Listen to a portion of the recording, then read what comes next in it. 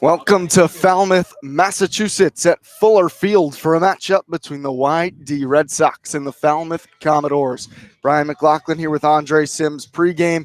Andre, it's an East-West cross-divisional matchup today. Falmouth looking to get in their first game in 5 days after 5 straight cancellations. YD was able to squeeze in 6 innings yesterday in a 4-2 loss to Chatham. Finally, it looks like we've got some nice weather for a Sunday doubleheader expected today. You never can tell with this summer so far on Cape Cod, but fingers crossed we're going to get in at least one, hopefully 2 games today. Yeah, the weather is nice. From scattered thunderstorms yesterday to quite literally not a cloud in sight. It is a welcome change for us, the players, interns, fans alike. It's been a rough week here on the Cape as far as weather is concerned. So to be able to get in 2 comfortably today will probably feel good for everybody. Expected to start on the mound for the home team Falmouth, Chris Gonzalez from Stetson, Boyd Vanderkoy set to toe the rubber from Arizona State for your Red Sox this evening. Andre Vanderkoy last time out was pretty solid. He got the win, only allowed 1 earned run in 4 innings pitched on the mound, and after some early control issues really settled in and showed why he was such a highly touted prospect. What are you looking for from Vanderkoy for his first time throwing away from Red Wilson Field? Yeah, it was a solid outing against Katuitt in that first one. And like you said, the control issues were really only the main thing. And so for him, that's what he's got to focus on. It's staying ahead of hitters. We've seen what this YD offense can do. And so if they're able to spot him a lead, as this team has done so often for their pitchers, you have no reason not to attack hitters. Attack with the fastball, which he sits in the low 90s. This is a very highly talented pitcher. And so for him, it's really just about making sure he's consistently working ahead of hitters. Chris Gonzalez set to take the mound for Falmouth today. He's 0-1 with a 12.27 ERA. In just 1 appearance, he allowed 5 earned runs in 3 2/3. So after YD got held to a season-low 2 runs yesterday against Chatham, this YD potent offense that still leads the Cape League in runs might be licking their chops. What are you looking for from the Red Sox offense today against Gonzalez? Yeah, I mean, you said it's one of the best, if not the best offense here on the Cape so far this season. Highest run differential in the league at plus 15. And this is a team that can put up the crooked number very, very quickly. And that's what I'm looking for, is to continue the fast starts that we've seen from this team early on in this season. A lot of multi-run innings in the first, the second, the third, really jump out to a lead. And then it allows them to just play a lot more relaxed and comfortable going forward. We are getting set for the national anthem here from Fuller Field. It's Red Sox and Commodores coming up next on the Cape Cod Baseball League Network.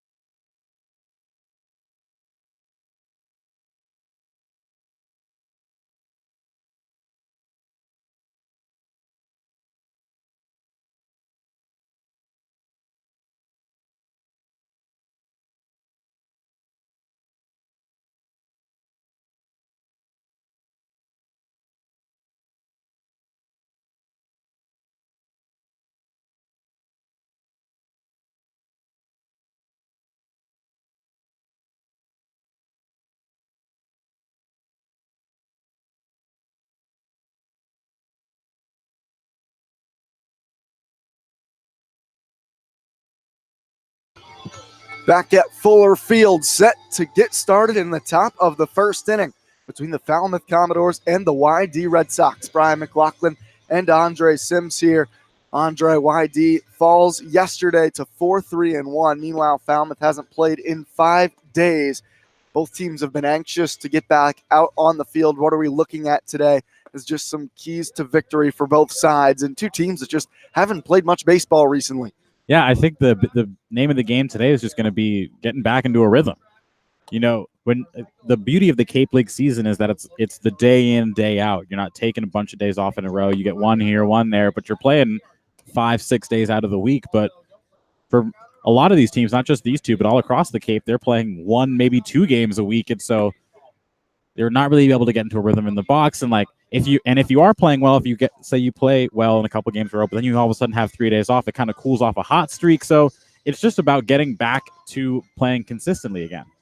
Let's meet the YD lineup this evening to get us started here in the top of the first against the lefty from Stetson, Chris Gonzalez. Leading off for the Red Sox is Brad Beasley in center field from Cal Poly. Luke Waddell, the shortstop, bats second. Austin Wells is in left field this evening in the 3 spot. Riley King moves up to the cleanup role from Georgia. Batting fifth is Andrew Eister, a designated hitter. Riley Terrata bats sixth and plays third base. Wyatt Young from Pepperdine back in the starting lineup at second base for YD. Tate Samuelson is at first base and bats eighth from Cal Poly. And Jackson Greer will make his debut batting ninth and do the catching this evening from East Tennessee State. Gonzalez has the pro on the mound. The lefty winds. Here's his first pitch to Beasley. It's skied in shallow center field. Going out the second baseman Cantrell. Now he turns around, incoming the right fielder Deloach, and he'll make the catch. Cantrell lost it in the bright sun, but Deloach came in and saved the day for a quick first out in the first for the Commodores. Luke Waddell now from Georgia Tech, hitting from the left side against the lefty Gonzalez. Gonzalez 6'1", 210 pounds on the mound for Falmouth. From the windup, first pitch to Waddell. Misses high and tight for ball 1. Waddell 4 for 15 so far this year for the Red Sox. Scored 4 times. The 1-0. Takes upstairs again, 2 balls and no strikes. The defense today for Falmouth, left to right across the outfield. It's Austin Longworthy, Blake Dunn in center, and Deloach who made the first out in right. Here's the 2-0. Check swing from Waddell. He did go around for strike 1. The infield for Falmouth, Tim Tawa at third, Kevin Kendall from UCLA at shortstop. His double play partner Hayden Cantrell at second, and Jackson Coots at first. The 2-1, a called strike on the outer edge to the lefty Waddell. It's 2-2. Troy Claunch does the catching today for Falmouth with Gonzalez on the mound. The 2-2. Off speed, in and out of the glove of Claunch, and it's run full with 1 down. 3-2 count, top of the first, 1 out to Luke Waddell. Here's the wind and the payoff from Gonzalez. Waddell takes a called strike 3, froze him with a fastball on the inner half. And there's 2 down in the top of the first for YD.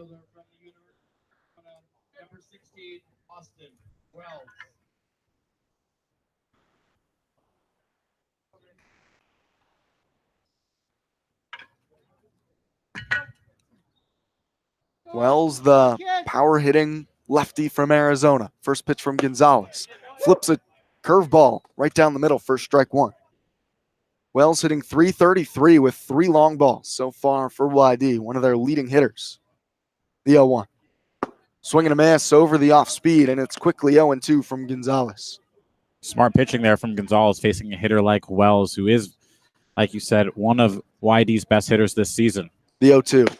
Fastball buzzes at the eyes for ball 1, 1-2. Oftentimes in your first at-bat, you're going to be looking fastball off the jump. Even if you are a middle-of-the-order type of guy, to start him with 2 off speeds is a smart play. The 1-2, swing and a miss, got him on the breaking ball. YD goes in order in the first. 2 strikeouts for Gonzalez on the mound.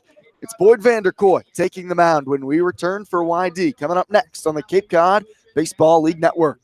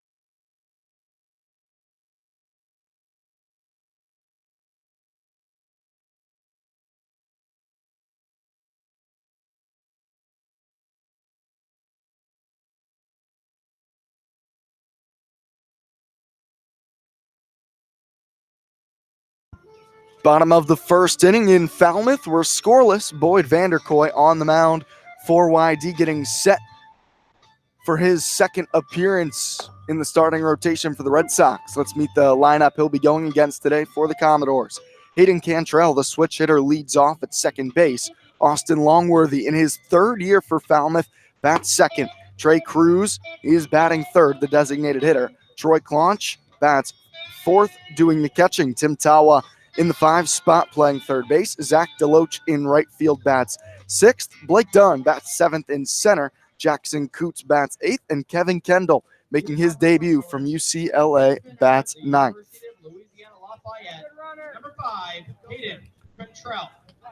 Hayden Cantrell leading off. The switch hitter will bat from the left side against the tall righty Boyd Vanderkoy. Cantrell hitting .296 on this young season for Falmouth. The first pitch.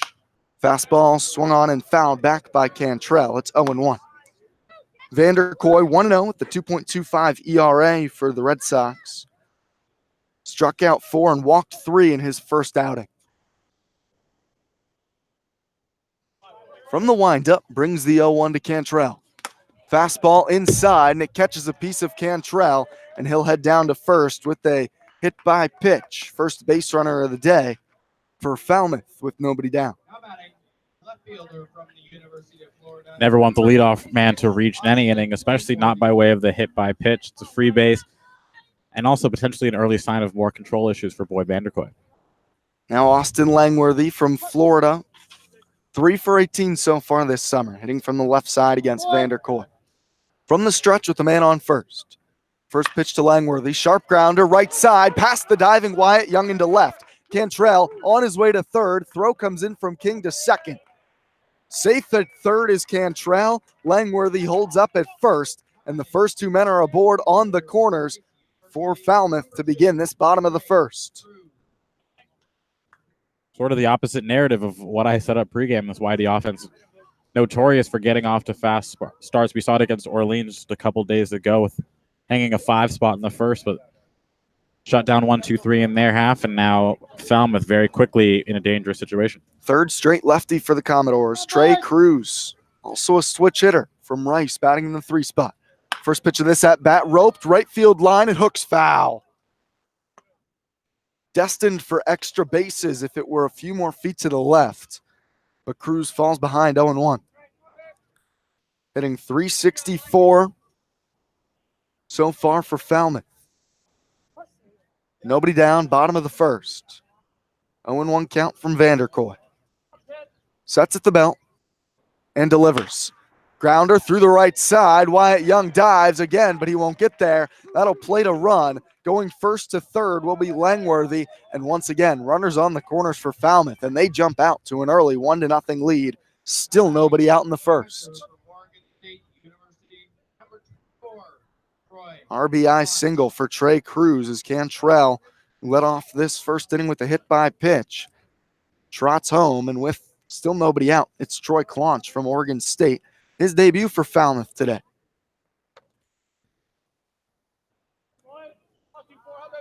Vanderkoy still looking for the first out here in the first. Infield stays back. Double play depth up the middle with runners on the corners. Vanderkoy to the plate. First pitch breaking ball at the letters for a called strike to Claunch. Defense set up for YD today. It's Wells in left, Beasley in center. Riley King is in right. Riley Taroda at third. Waddell and Young up the middle as the double play duo. And Tate Samuelson currently holds on Trey Cruz at first base. Jackson Greer doing the catching. The 0-1. Misses down low. Another off speed from Vanderkoy. A ball and a strike. 1-0 Falmouth here in the bottom of the first inning. YD in their road red uniforms with white bottoms, bright red caps, blue numbers. Falmouth in the home whites with maroon numbers. The 1-1. Off speed just misses away. 2 balls and a strike to Claunch. After back-to-back hits, Andre, it's clear Vanderkoy quickly to flip the switch to the off speed. Yeah, definitely. They were teeing up his fastball. Went from the early hit by pitch to then just leaving it out over the plate, and they were squaring it up. The 2-1, swing and a miss, blew the fastball by him up in the zone. 2 balls, 2 strikes. Slight breeze today here at Fuller Field. Not a cloud in the sky. Bit hazy, but we think it's should be clear for an afternoon full of baseball. 2-2 count. Check on first. Back safely is Cruz. Langworthy took a few aggressive steps down the third baseline, but he stays put. Runners on the corners, nobody down.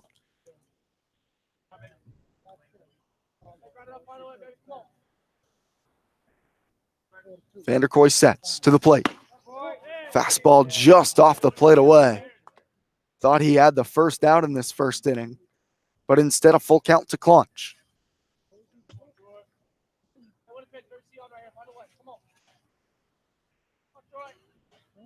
First game of a set today of 2 7-inning ball games. The 3-2. Runner takes off. It's fouled back by Clunch. Cruz will have to return to first. We'll see another payoff pitch from Vanderkoy with nobody down.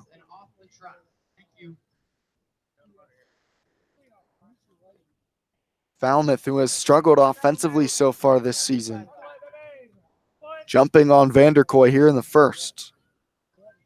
We've scored 28 runs coming in, 7th in the Cape League. Here's the 3-2. Runner takes off, called strike 3, throw to second from Greer, picked by Young. The tag applied, not in time. Sliding around the tag is Cruz. Young thought for sure he got him. And Scott Pickler wants a word with the umpire, John Petula. Yeah, I haven't seen Wyatt Young be really demonstrative at all in this Cape League season. Kind of quiet, just goes about his business. And he was very quickly animated. He felt that he got him. Petula currently standing behind the third base bag where Pickler's out to meet him. Other umpires today, Brian Troop at first base, Tom Carey behind the plate. Runners on second and third now with 1 down here in the bottom of the first. Falmouth on top 1-0. The ball definitely beat Trey Cruz trying to steal second base. It was picked cleanly by Young, but he had to kind of come up with the ball before laying the tag on, and that might have been how Cruz acrobatically tried to slide around Young. After some hand gestures, Pick's going to return to the dugout. Thought that it was a strike him out, throw him out for YD, but instead 2 men in scoring position now with 1 down for Falmouth. And Tim Tawa, the 5th man in the order up, making his debut from Stanford at the plate for Falmouth.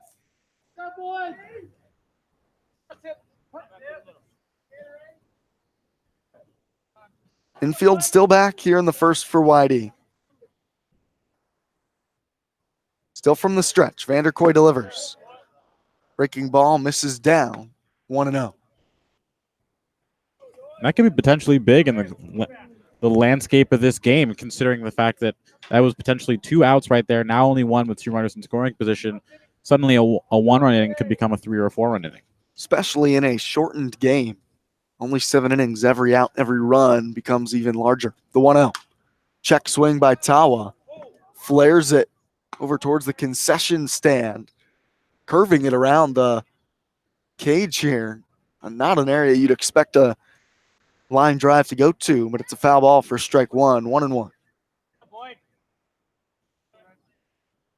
Vanderkoy, a starter for Arizona State this year. The 1-1. Fouled back by Tawa. A ball and 2 strikes.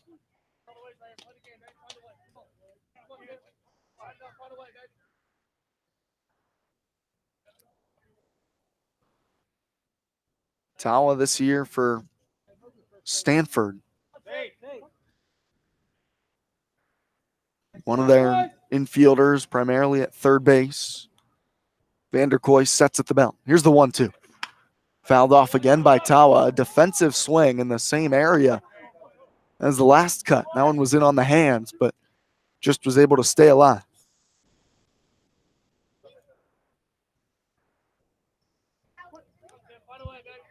Going into his sophomore year, hit .296 this year for the Cardinal.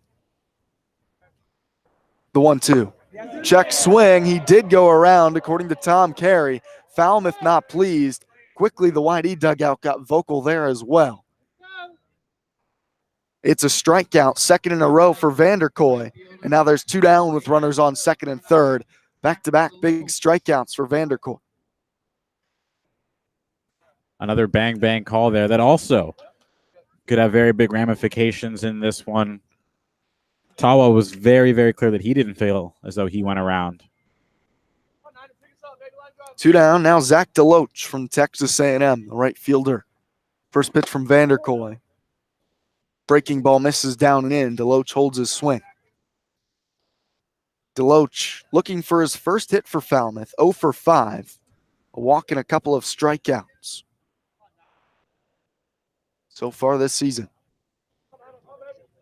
Runners on second and third, 2 down, 1-0 Falmouth. The delivery. Fastball misses down and in, 2 balls and no strikes.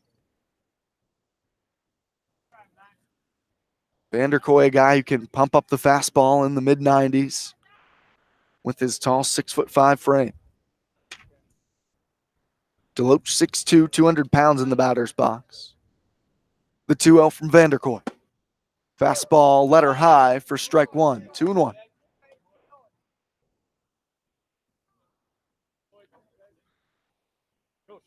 DeLoach struggled this year for Texas A&M, hit just 181.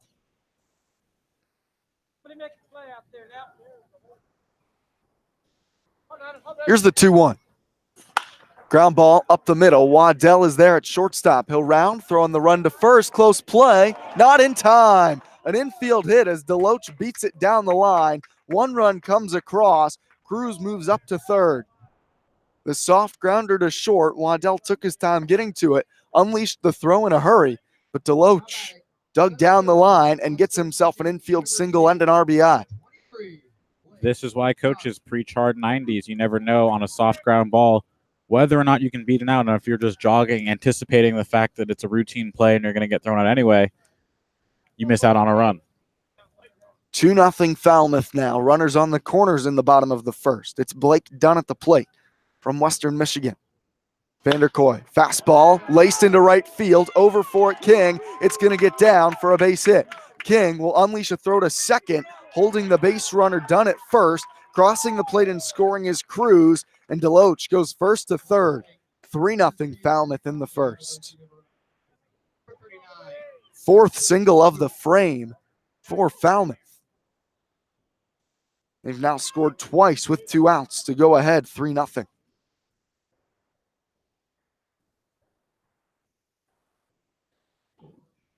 Vanderkoy thought he was going to be out of the inning, but an infield single to DeLoach extended the frame. Now the 8th man up. Jackson Coots for Falmouth. First pitch off speed, a called strike. Coots the first baseman from Rhode Island.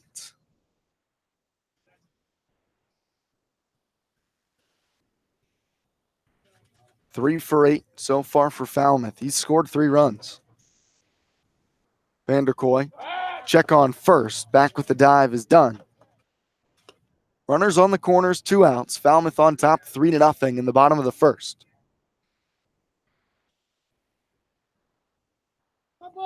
Deep breath from Vanderkoy on the mound. Laboring a bit here in the first. Already throwing 23 pitches. Time called at the plate by Coots, and everybody will relax.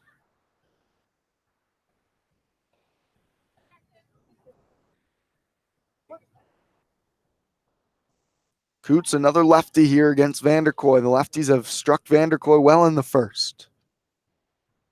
From the stretch, he'll step off this time. Bit of a chess match. Greer is going to go out and have a visit with Vanderkoy in the bottom of the first inning. Definitely not the early inning that Vanderkoy wanted. After a 1-2-3 first for YD, Falmouth strikes for 3 runs and still going here in the first. And what's got to be frustrating about it is there's really no, it's never a bad approach to pitch to contact. What's frustrating is when the contact just finds gaps. And we talked about it in the open. He struggled with some control early on in the game against Katua, but then settled in. This isn't even about control. He's throwing strikes. They're just getting hit and finding green grass. And so from Vanderkoy's perspective, you're making the pitches you want to, maybe not quite as sharply.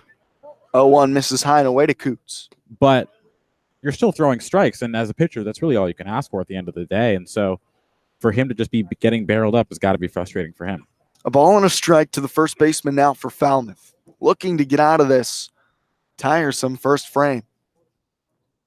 The 1-1. Runner takes off, misses down and in. Greer's throw to second to Waddell. Picked low. He'll throw behind the runner at third. Both runners are safe.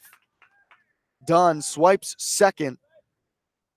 Back safely to third is Deloach. Waddell thought he could catch him napping. But the second stolen base in the frame here for Falmouth once again has two runners in scoring position. The pitch missed inside, so 2 balls and a strike to Coots.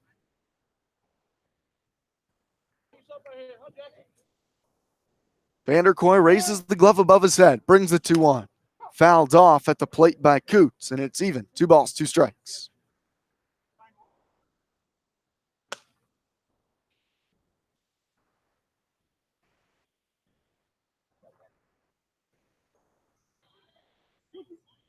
Infield straight away. Waddell shaded a hair up the middle at shortstop for the lefty Coots. 3-0 Falmouth. They have 4 hits here in the bottom of the first inning. Here's the 2-2. Grounded foul, first base side. And we'll see another 2-2 from Vanderkoy to Coots. And then a couple week stretch coming up here, Andre, where the pitching is going to be so vital.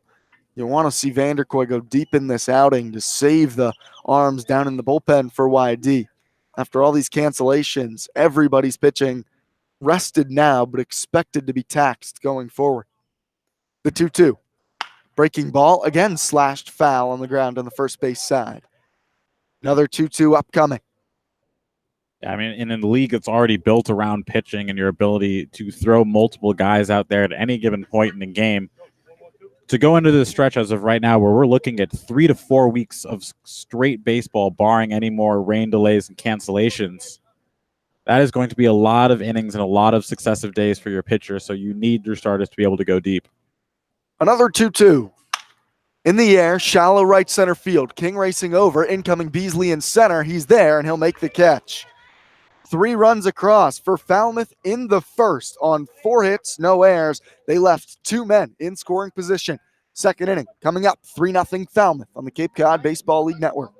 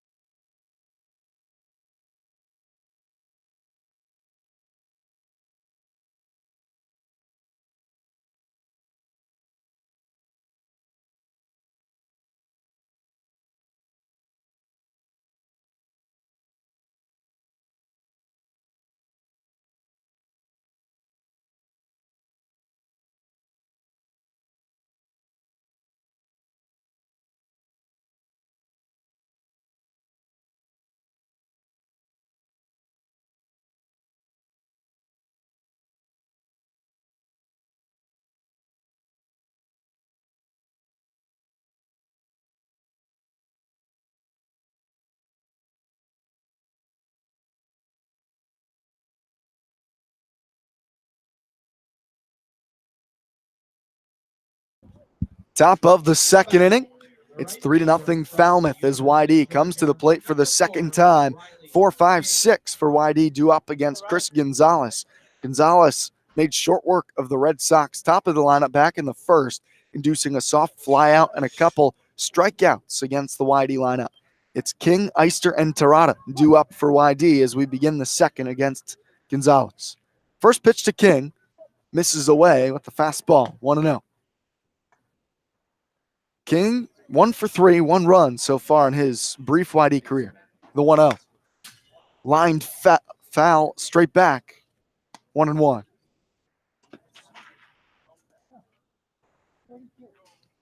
King, the third baseman, generally from Georgia, in right field today for YD, showing his versatility. Gonzalez from the windup, the 1-1. Grounded back up the middle. It's a base hit into center. Riley King is aboard with the first hit of the day for the Red Sox. Dunn scoops it up in center field. And King's on first with nobody out as YD looks to answer the 3 spot for Falmouth in the bottom of the first with some of their own here in the second. Just seems to be a common theme among these YD hitters that they arrive on Cape and just immediately start hitting. We saw it with Andrew Eister. We saw it with Noah Campbell. And now much of the same from Riley King early on in his YD career. Sharp grounder back up the middle. Now Andrew Eister. First pitch to Eister, misses outside, ball one. Eister was one of those who started so hot. Still hitting 471. His average finally dropped below 500 for the first time as a Red Sox yesterday. 2 weeks into the season. Gonzalez delivers. Fouled off by Eister. 1 ball, 1 strike. How about that? 2 weeks into the season, you're hitting 500 plus. Now it feels like he's slumping and still hitting 471. It's not a bad position to be in where your offense is taking a down tick and you are still well above 400. The 1-1. Misses away to Eister. 2 balls and a strike. He showed the power as well. A couple doubles and a home run. Man on first, nobody out for YD. 3-0 Falmouth.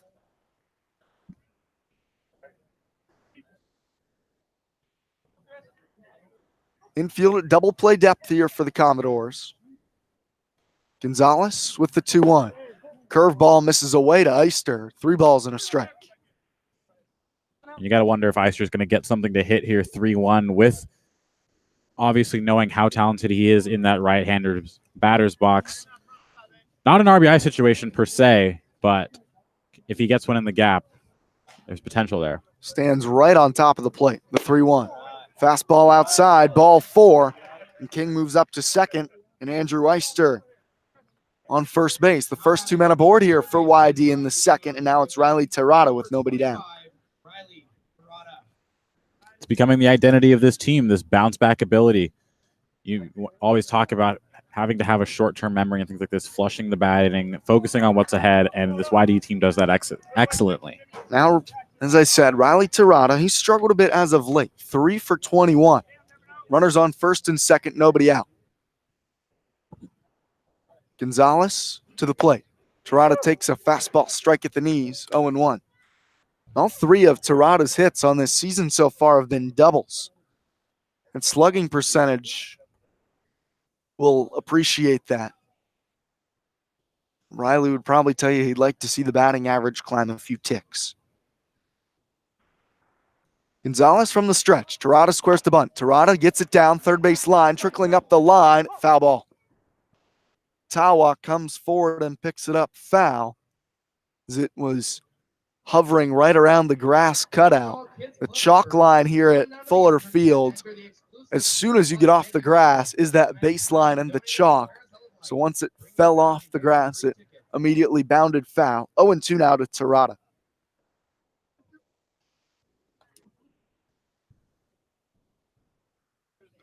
Two strikes. Tirada chokes up on the bat. 3-0 Falmouth.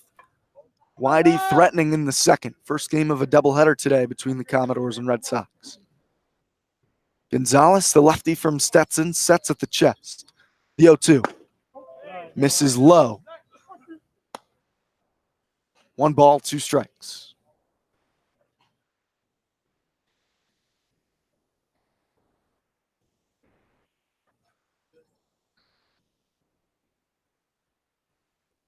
Here's the 1-2 to Tirada. Curveball hit in the air, pretty deep right center field. Dunn going over in center. He'll settle underneath it and make the catch. Tagging from second is King. He'll move up to third. No tag from Eister at first. So King moves up from second to third without a throw. And there's 1 down, runners on the corners for YD and Wyatt Young. It's a productive out, and that's when you're down 3 runs is all you can ask for. Advancing runners, setting up the people behind you to continue to produce. King on third, Eister on first for Wyatt Young, the second baseman from Pepperdine. He's had some success for YD, especially right away. 7 for 21, 333 average. Couple of doubles and a triple as well for Young. Facing the lefty Gonzalez today. First pitch. Called strike. Paints the low and outside corner to the lefty Young. Young was the leading hitter for Pepperdine this season as a freshman. Gonzalez stares at Eister, delivers the 0-1. A breaking ball right at the top of the zone to just the 5'7" Young, and quickly 0-2 from Gonzalez.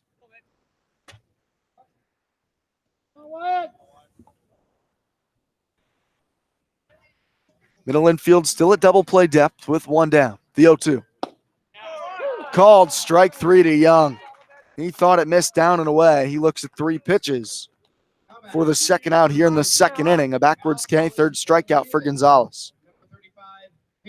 It's a few calls now that home plate umpire Tom Carey has made that batters have taken exception with. There was the check swing on Tawa and a couple of called strikes that have been iffy in the eyes of both YD and Falmouth. Now Tate Samuelson. First pitch to Samuelson, misses away to the righty for ball 1.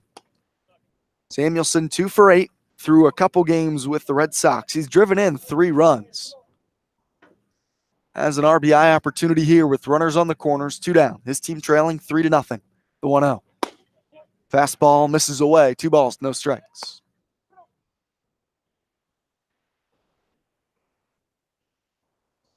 Falmouth struck for 3 runs in the bottom of the first, 2 of them coming with 2 outs. Whitey looking to answer.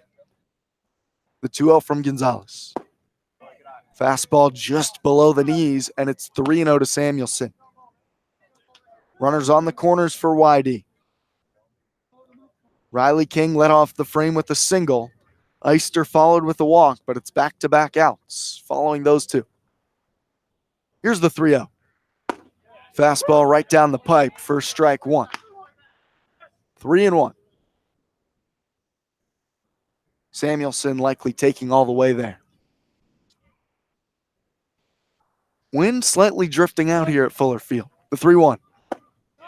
Right at the knees that time for strike 2. Gonzalez has worked it back full. 3-2, 2 outs. Eister will be moving from first base with the pitch from Gonzalez.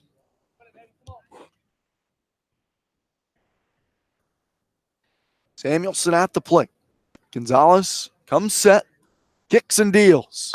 Fouled back by Samuelson. We'll see another 3-2 from Gonzalez.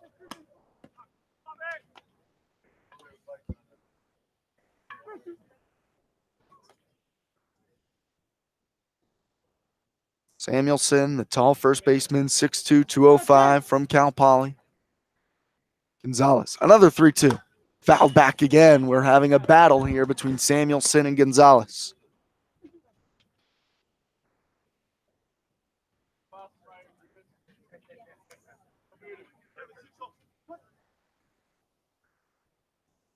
Gonzalez working quickly. Another 3-2. Called strike 3. After the first 2 men reach, Gonzalez battles back and gets back-to-back. Red Sox looking to end the second frame for YD. 3-0 Falmouth through 1.5. This is Red Sox baseball on the Cape Cod Baseball League Network.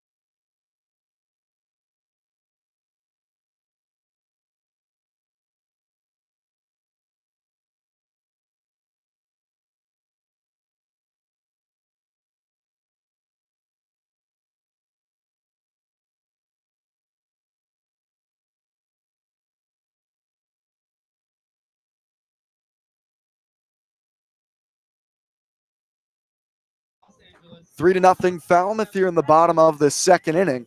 9-1-2, Kendall, Cantrell, and Langworthy due up for the Commodores, looking to extend their lead against Boyd Vanderkoy on the mound.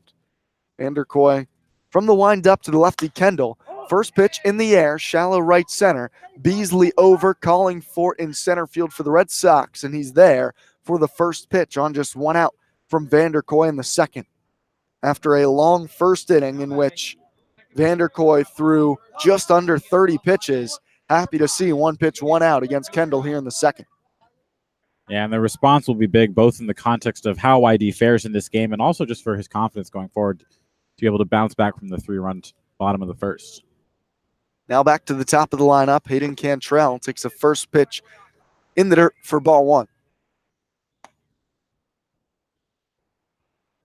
Cantrell, after seeing one pitch, then got plunked with a pitch in on the elbow to begin the first inning for the Commodores. Another pitch in the dirt, 2 balls, no strikes to Cantrell. After he was hit by a pitch, back-to-back singles from Langworthy and Cruz scored him. They would also both come around to score. Here's the 2-0. Fastball down the middle from Vanderkoy. It's a strike, 2-1. Cantrell out of the University of Louisiana at Lafayette, the Raging Cajuns. And when I was here a few years ago, we had a couple Raging Cajuns as well. And those Louisiana boys love their baseball. Swing and a miss on the 2-1, now 2-2. It's definitely one of the most popular areas in the country down there. The Raging Cajuns, LSU. It's one of the most rabid fan bases in the country in collegiate baseball. The 2-2. Called strike 3. Boyd Vanderkoy paints the outer edge. His third strikeout, second backwards K. It looks like we're going to have a big zone here, Andre, with Tom Carey. That's already the second backwards K for Vanderkoy. Gonzalez on the other side has 3 strikeouts looking, and we're just midway through the second inning here. Yeah, and you see it. And the reaction of batters is telling as far as what they view of what the strike zone is, and multiple people shaking their heads as they walk away. First pitch breaking ball misses down and in to the lefty Langworthy. 1-0. But at the same time, then it's time to adjust. If you're in the batter's box, you can make that adjustment. The 1-0. Langworthy lines it deep to left field. Wells racing back. He's near the wall. He's there, and he has the catch. Austin Wells, in a jog, retires Langworthy for a 1-2-3 second. Vanderkoy settles in and retires the Commodores in order. 3-0 Falmouth through 2. This is Red Sox baseball on the Cape Cod Baseball League Network.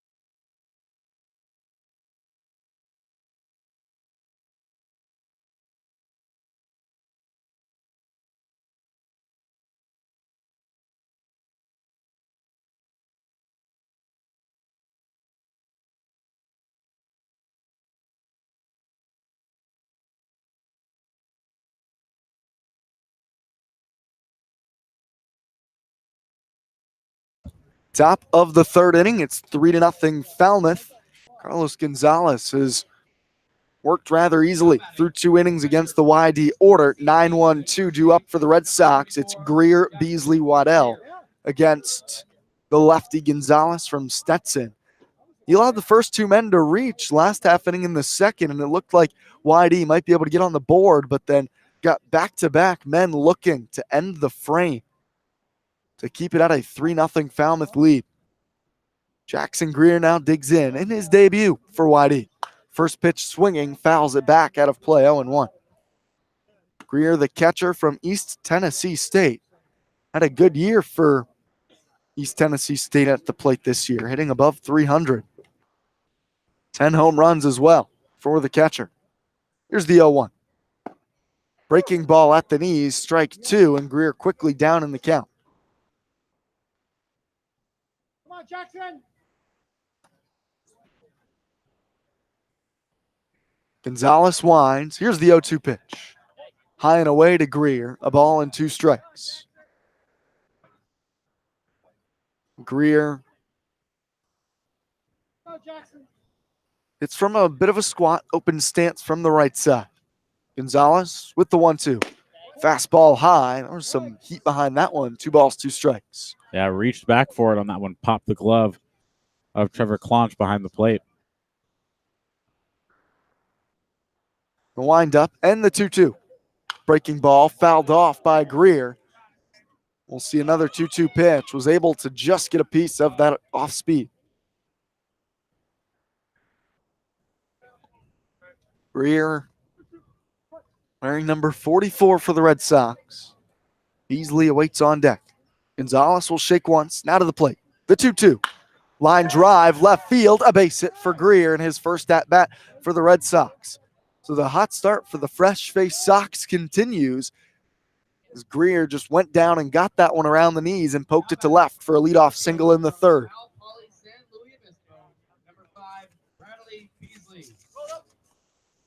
Now Brad Beasley, he flew out to center field, rather right field, excuse me, back in the first. 1 for 7 so far this season for the Red Sox. First pitch from the lefty, Gonzalez misses away, ball 1.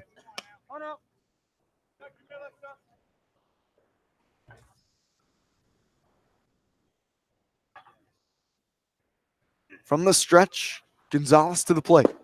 The 1-0 misses away. 2 balls, no strikes. We saw the first 2 men reach for Whitey last inning, but nothing doing there. 2-0 count to Beasley. Gonzalez to the plate. Called strike at the knees to Beasley, 2-1. 3-0 Falmouth here in the top of the third. First game of a doubleheader today at Fuller Field. Doubleheaders all across the Cape here on this Sunday. The 2-1. Line drive down the left field line. That's going to get down for a base hit all the way to the wall. Greer churns around second. He's cruising to third. Pick's going to hold him up there, and Beasley stops at second. It's a double, and runners on second and third. Now for Whitey in the third. It's their best opportunity yet, still with none down. How about the shortstop from Georgia Tech, number 3, Luke Waddell. Runners on second and third for Luke Waddell after Beasley turned on the pitch from Gonzalez. 3-0 Falmouth. Whitey looking to take a chunk out of that lead. Waddell struck out looking in the first against Gonzalez. First pitch breaking ball misses outside. Ball 1. Greer on third. Beasley on second. He's got good speed. The 1-0. Waddell watches a fastball right at the knees. Strike 1 called by Tom Carey. 1-1. Austin Wells on deck for Whitey. There's a base open here. The 1-1. Breaking ball off the plate away. 2 balls and a strike. And it'll be interesting to see how both of these lineups adjust to the fact that the strike zone is very wide today. Making adjustments. And a lot of these hitters with these very advanced approaches are sort of trained to lay off those borderline pitches. 2-1, called strike right on the low and outside corner to the lefty. It's 2-2. And so you kind of have to switch your brain out of it a little bit, knowing that a couple inches off the plate, a couple inches high, a couple inches low is now a strike in this game, so you have to pull the trigger on those pitches. Especially with 2 strikes, as it is here to Waddell. 2-2. Here's the pitch. He goes after it, chops it back up the middle. Greer's going to score, fielded by Kendall. Throw to first in the dirt, but it's picked by Coots. 1 run scores for YD. They get Waddell at first base for the first out here in the third, but Beasley advances to third base, and with 1 down, he's still in scoring position for Wells. 3-1, Falmouth on top. Smooth play by Kendall at short to at least get 1 out, retiring Waddell in plenty of time. Lefty-lefty matchup here. Gonzalez flips a curveball, misses away to Wells, 1-0. Wells went down swinging in a 1-2-3 first in his only at-bat today against Gonzalez. From the stretch with Beasley on third, the 1-0. Fastball misses in. 2 balls, no strikes to Wells.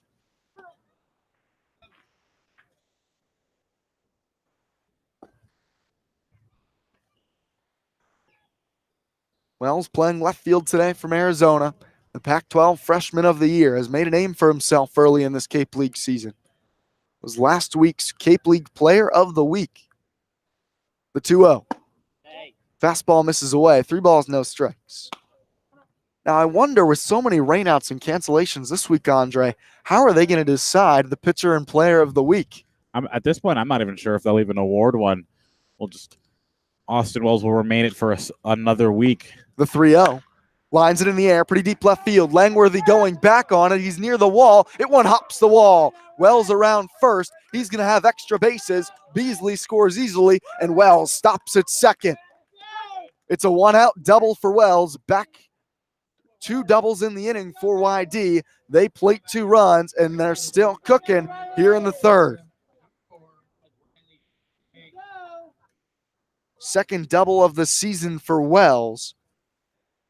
He plates a run from Beasley at third base, and it's Riley King with 1 down, and a visit now from Claunch to talk to Gonzalez on the mound.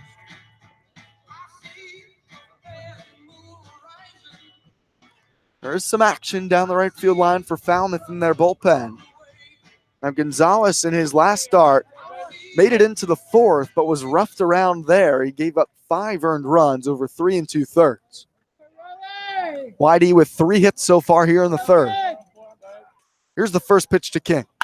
He'll hit it in the air to center field. Going back a few steps is done. He'll circle around and make the catch. Wells tagging from second. He'll try to go to third, and he's there standing. Routine fly ball from King, but it advances Wells to third. He's there now with 2 outs for Andrew Eister. Yeah, that's heads-up base running there from Austin Wells. Knowing the arm, also knowing where that ball was being played by Blake Dunn in center field, it was going to be a tough throw to get him at third to complete the double play in there standing easily. 3-2 Falmouth. Wells on third. Andrew Eister walked in his only plate appearance today, an inning ago in the 2nd. We're in the top of the 3rd inning. Gonzalez from the windup. First pitch to Eister. Flared, shallow right center. Coming on the right fielder, Deloach. He's there, but he can't make the catch. It falls just in front of him. A bloop single for Andrew Eister. Scores Austin Wells, and we're even at 3 here in Falmouth. Deloach got a slow break on it in right. Took a few steps to his left before charging in on it. It one-hopped him then in shallow right field, and it's a 2-out single for Andrew Eister. And that might be the end of the line for Chris Gonzalez as he gives up the 3-run lead here in the top of the 3rd. Sure enough, a move to the bullpen going to be made for Falmouth. YD with 4 hits in the frame. They've plated 3, still just 2 outs in the 3rd for the Red Sox. We're even at 3. We'll get you the new pitcher and his name and numbers when we return on the Cape Cod Baseball League Network.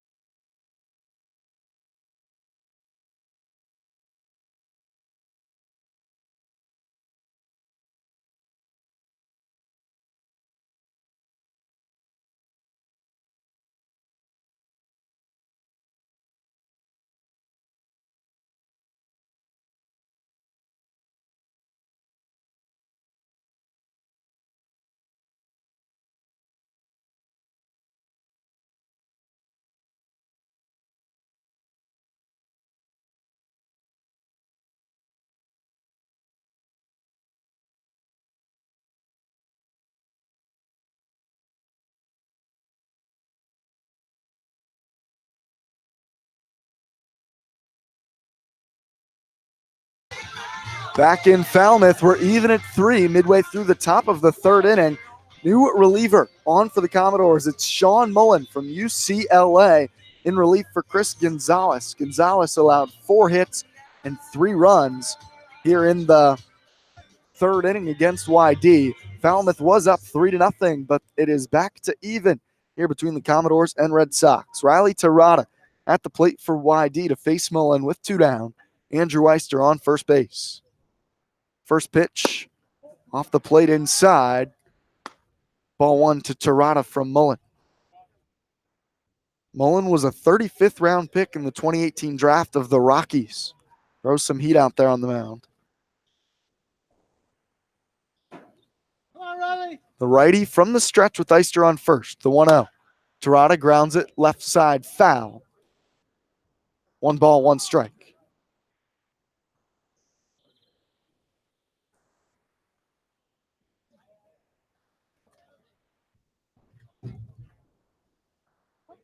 Terada flew out to center fields in the second inning.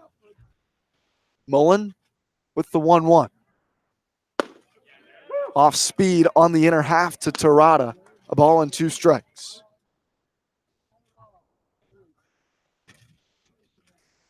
Wind starting to blow a bit harder out towards center field now. YD has a couple doubles in this inning. Mullen from the stretch, the 1-2. Terada fouls it off, just stays alive. Went down digging on a ball right around his knees, and we'll see another 1 and 2. You're not allowed in the police secure parking lot. You'll have to leave those foul balls there. Thank you.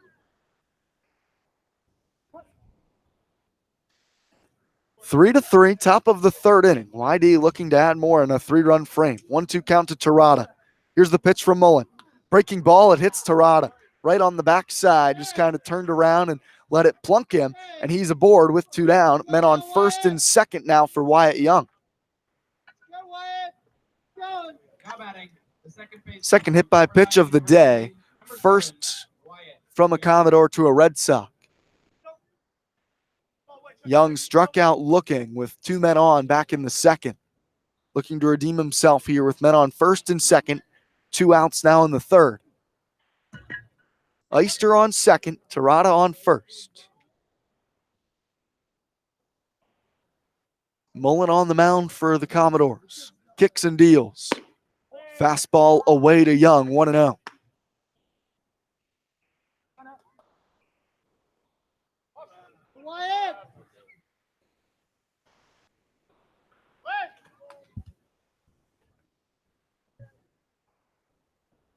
Mullen 6'1", 185. Young 5'7", the 1-0. Fastball misses away. 2 balls, no strikes. Despite his size, Young does have some pop. Pretty shallow out there in center, Blake Dunn. Runners on first and second, 2 outs. 3-3, Falmouth and YD. Mullen with the 2-0. Fastball way upstairs, and he's lost some command after plunking Terada. 3 straight balls now to Young.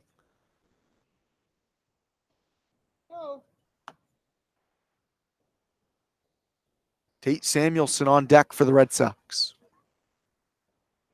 Young choking up on the bat. Digs back in with a 3-0 count. Here's the pitch from Mullen. Fastball called strike, knee high, 3-1.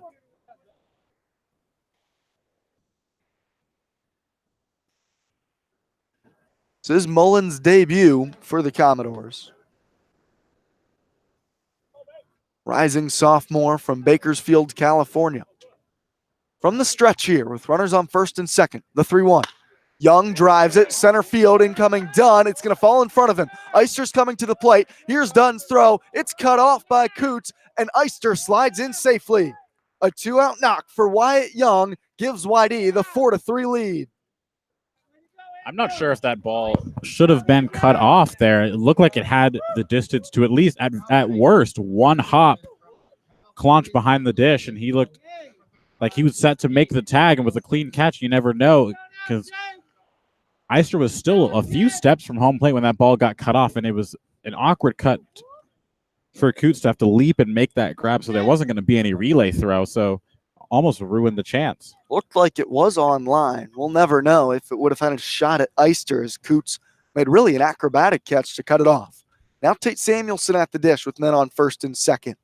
First pitch cut on and missed by Samuelson, 0-1. YD with a 4-run top of the third inning and counting here against Falmouth to take a 1-run lead. Samuelson struck out back in the second. He is the 9th man to come to the plate here for YD in the frame. On deck, Jackson Greer led it off with a single.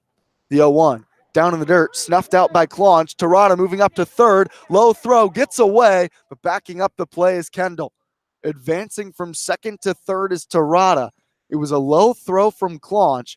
Tawa got a piece of it with the leather, allowed it to just trickle and stay on the dirt. Terada, for a split second, thought he might try to advance to home, but stays put. Young also doesn't move up from first. So now on the corners and 2 down for the Red Sox. 1-1 count to Samuelson with 2 outs. Here's the pitch from Mullen. Fastball called strike at the knees to Samuelson. 1-2.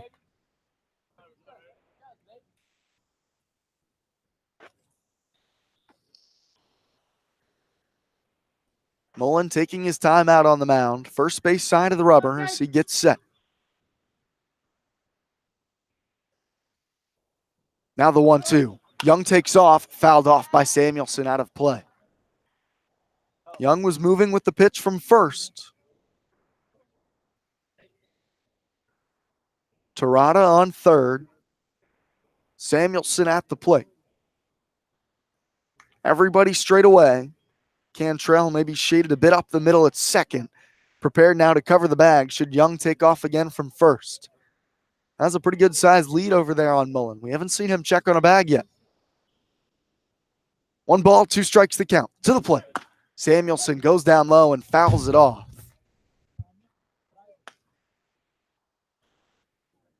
Might have been low, but a big zone today. He stays alive. Still 1-2.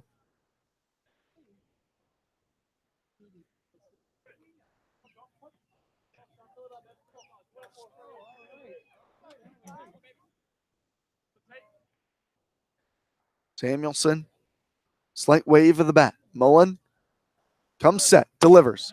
Breaking ball called strike 3. Throw goes down to second. It doesn't matter. It's strike 3 at the plate for the 3rd out of the frame. Terada was crossing home plate. Young had stopped between first and second, but strike 3 nullifies any action from the YD base runners. But they strike for 4 on 5 hits in the frame. They're up now 4-3 through 2.5. This is Red Sox baseball on the Cape Cod Baseball League Network.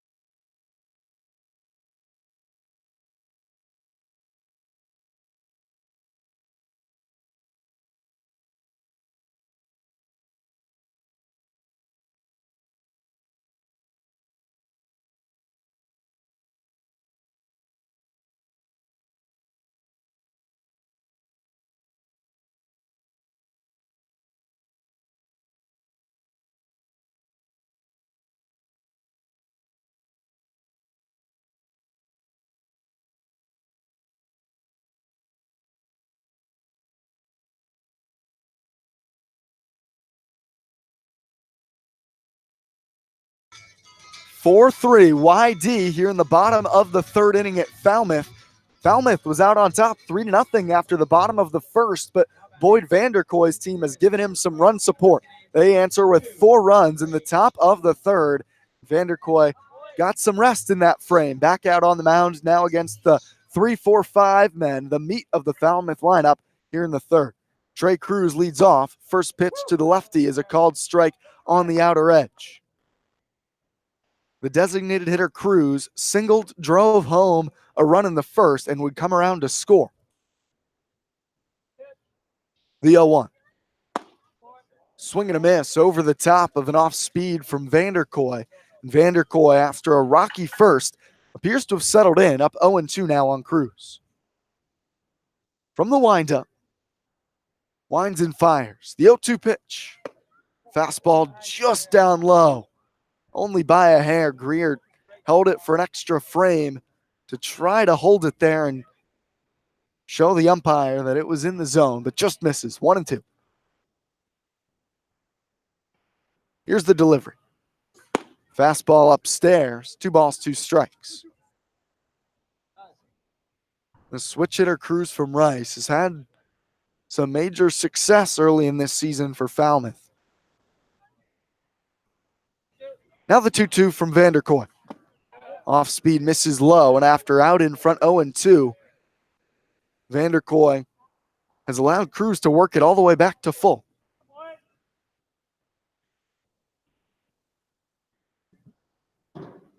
Vanderkoy peers over his glove. The 3-2 offering. Fouled away by Cruz over the bleachers along the third base side. Nobody down in the bottom of the third. Whitey leads by 1.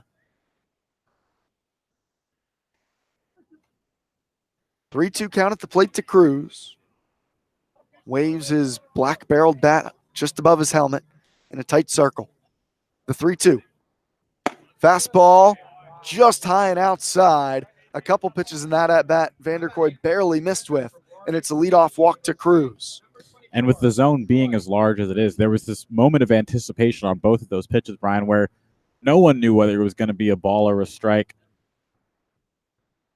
We've seen 4 backwards Ks, 2 each side, so far through 2.5 innings. Now Troy Claunch, nobody down, a man on first. Bottom of the third.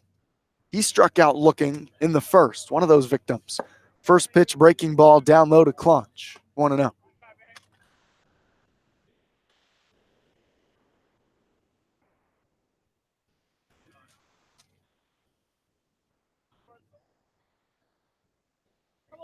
Claunch from the right side, high maroon socks. Check on first from Vanderkoy. Back in time with the slide is Cruz. He swiped second base back in the first inning. His second stolen base of the year. The 1-0. Grounded left side by Claunch. Terada backhands, and he can't make the play. Took a weird hop around the bag. Couldn't glove it cleanly. Trickles behind him. Both runners are safe. Cruz advances to second. Claunch to first.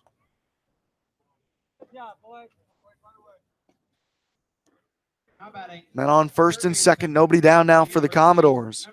Whitey leading 4-3, but Falmouth threatening in the bottom of the third.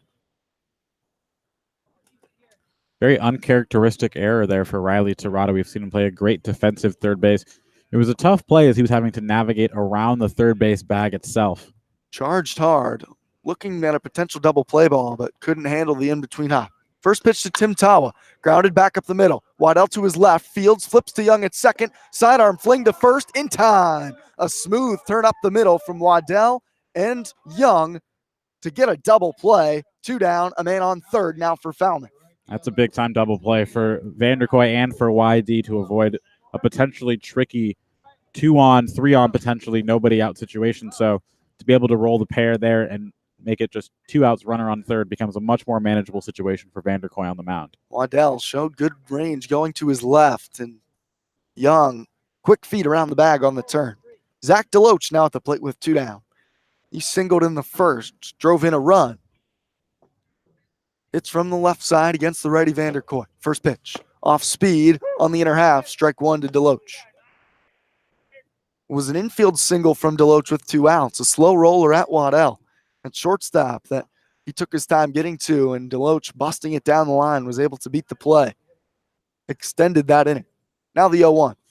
Fastball line through the left side, a base hit, and Falmouth evens things up at 4. Scoring from third will be Cruz, and on first with his second RBI hit of the day is Zach Deloach.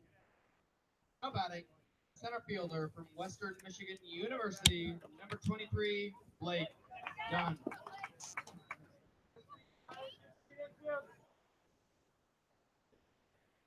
2 outs, a man on first. Blake Dunn at the plate. He also had an RBI single, also with 2 outs in the first inning. All the runs from Falmouth, well, rather, 3 of the 4 coming with 2 outs today. First pitch to Dunn, a breaking ball called strike. Back and forth here. We're in the bottom of the 3rd inning, a 7-inning matchup in game 1 of the doubleheader between YD and Falmouth. We're even at 4. Deloach leads from first. The 0-1. Dunn chops it foul. 0-2 now from Vanderkoy. Everybody straight away for YD defensively.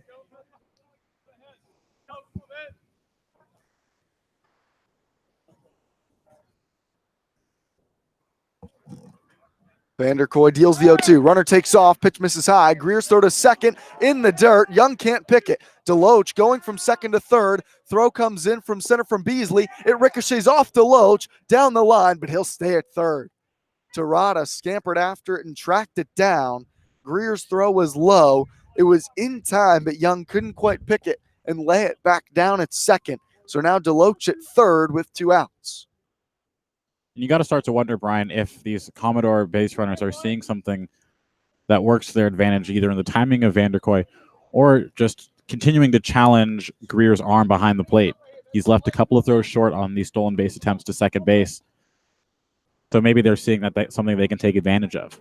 The 1-2 to Dunn, grounded softly right side. Young to his left. Fields sidearm to first, not in time. Second RBI infield hit of the day for Falmouth. It was another slow roller. Young had to range a while to his left, almost into the outfield grass, and once he fielded it, Dunn was basically at the bag. Throw not in time, and Deloach's stolen base, and then the throwing error from Greer to get him to third allows him to come home, and Falmouth on top, 5-4. A poor defensive inning from YD has allowed Falmouth to retake the lead.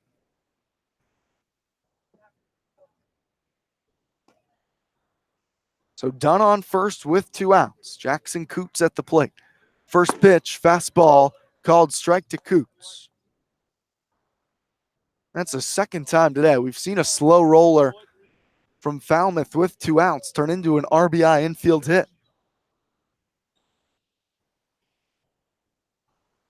The 0-1. Grounded left side. Terada's there. He's up with it. He'll throw overhand to first. This one in plenty of time to get Coots for the 3rd out of the frame, but Falmouth strikes back for 2, and they retake the lead in the bottom of the 3rd. 5-4, Commodores on top. This is Cape Cod Baseball on the Cape Cod Baseball League Network.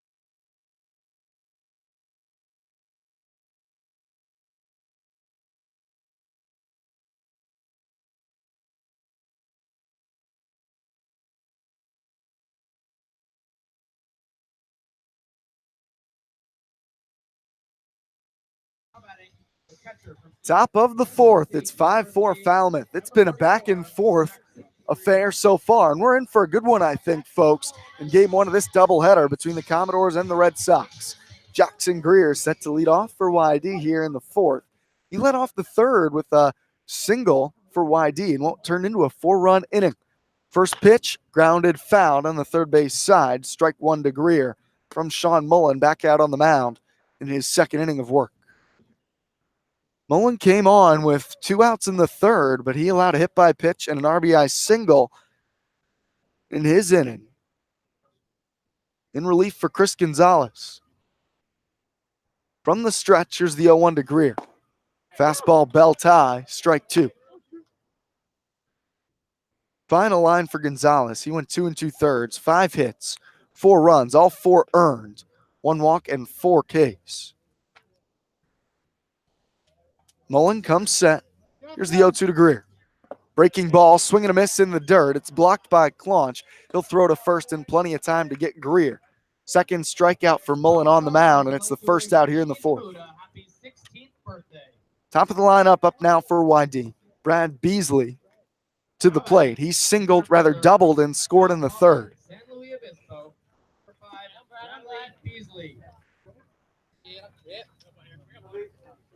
And double came back against Chris Gonzalez. A righty from the stretch, even with nobody on. First pitch to Beasley. Fastball down low.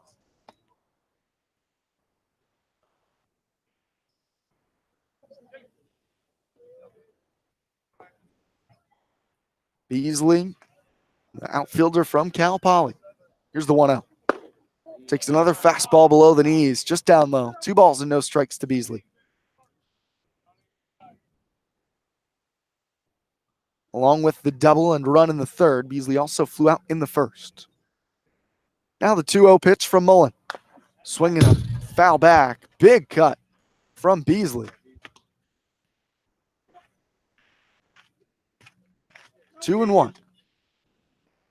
Swung out of his shoes there on the 2-0 fastball. And it came right towards us. I think I could have made the play. Would have been a nice little barehanded snag, but the fence in the way. Here's the 2-1.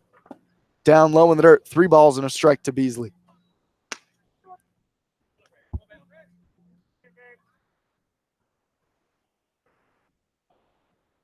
Bases empty, 1 down for Whitey. Top of the 4th. They trail 5-4. The 3-1. Beasley, big cut, skies it. Back behind home plate. Claunch tosses the mask. Running in our direction. He turns around and he can't make the play. Circular route from Claunch.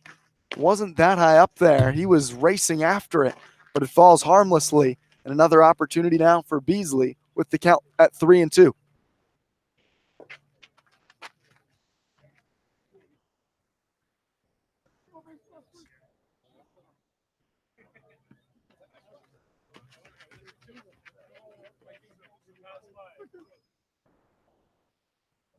Beasley steps back into the batter's box. White batting gloves. Crouches down a bit with 2 strikes. Barely chokes up on the bat. 3 balls, 2 strikes. The deal. Called strike 3. Beasley goes down looking. Fastball on the upper and outer part of home plate to the righty. Second strikeout of the frame for Mullen on the mound, and there's 2 down.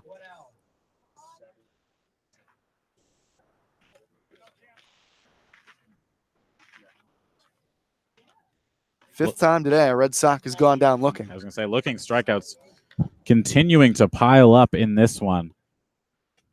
First pitch to Luke Waddell. Just down and away, ball 1.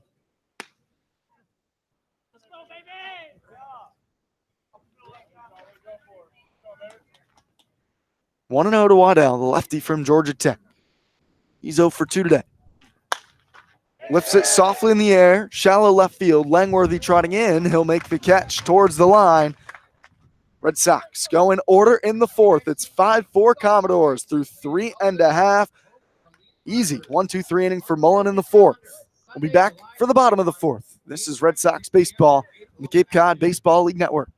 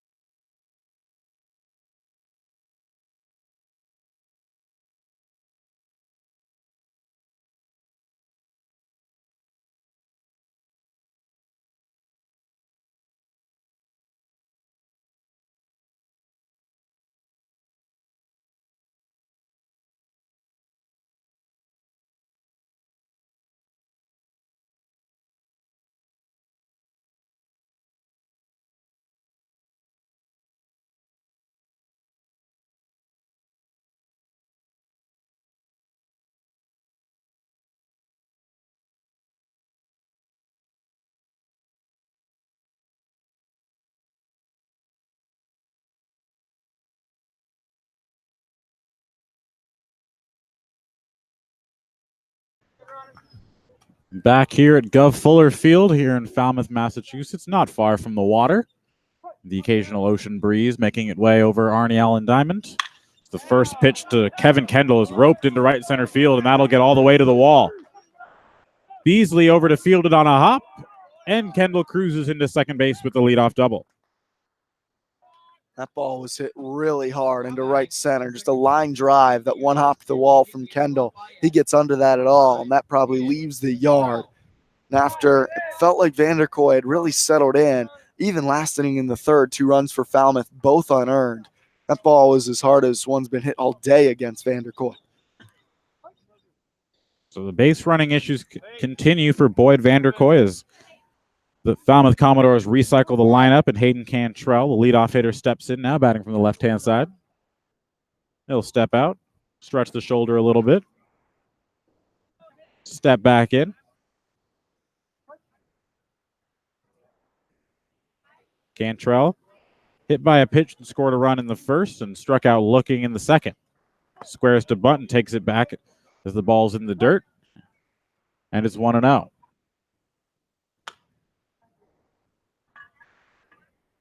5-4 our score here is all 4 of the YD Red Sox runs came in their half of the third. Falmouth got 3 in the first and 2 in the third themselves.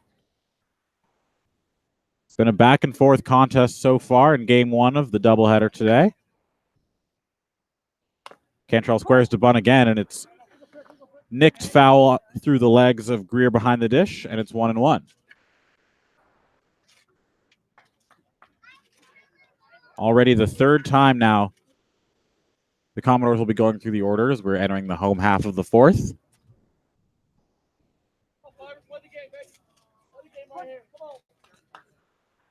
Vanderkoy's given up 5. Some tough luck for Vanderkoy, both this start and his prior one at Katuitt as well.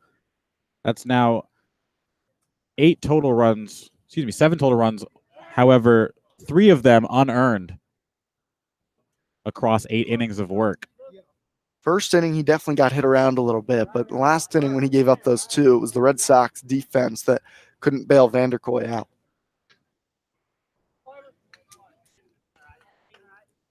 Vanderkoy checks the runner on second a couple times. Spin, no one's crashing, so no throw. As Kendall's trying to get in the head of the Arizona State starter.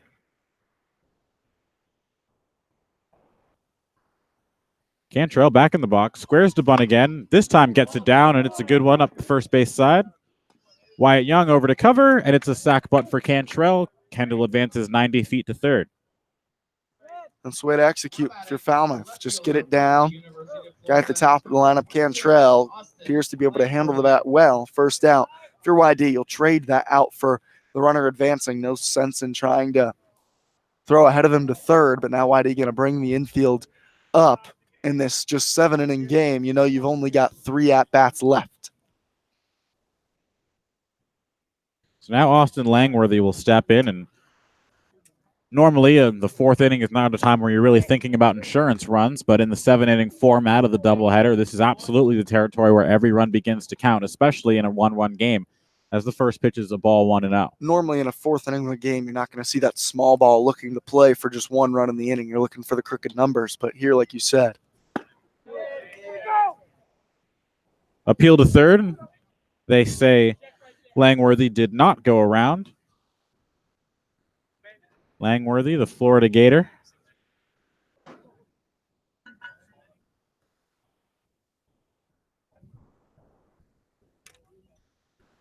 Two of the count now. Pac-12 SEC matchup. The 2-0s low and in. 3-0. Langworthy singled as a part of that 3-run first inning and then flew out to Austin Wells in left in his at-bat in the second. The 3-0s low and in once again, and it's a 4-pitch walk, and Falmouth has runners on the corners. Now the Whitey middle infield can play back, and Terrada's going to get to read it, depending if he goes home or tries to roll the double play. Good speed at the plate, though, in Cruz. Already a stolen base today. Cruz has been on base twice and scored twice. DH out of Rice. Singled, stole a base, and then scored in the first, and then walked, advanced on the air from Riley Terada, and then scored in the third. So he swings at the first pitch and sends a foul ball off to the left side, and it's 0-1.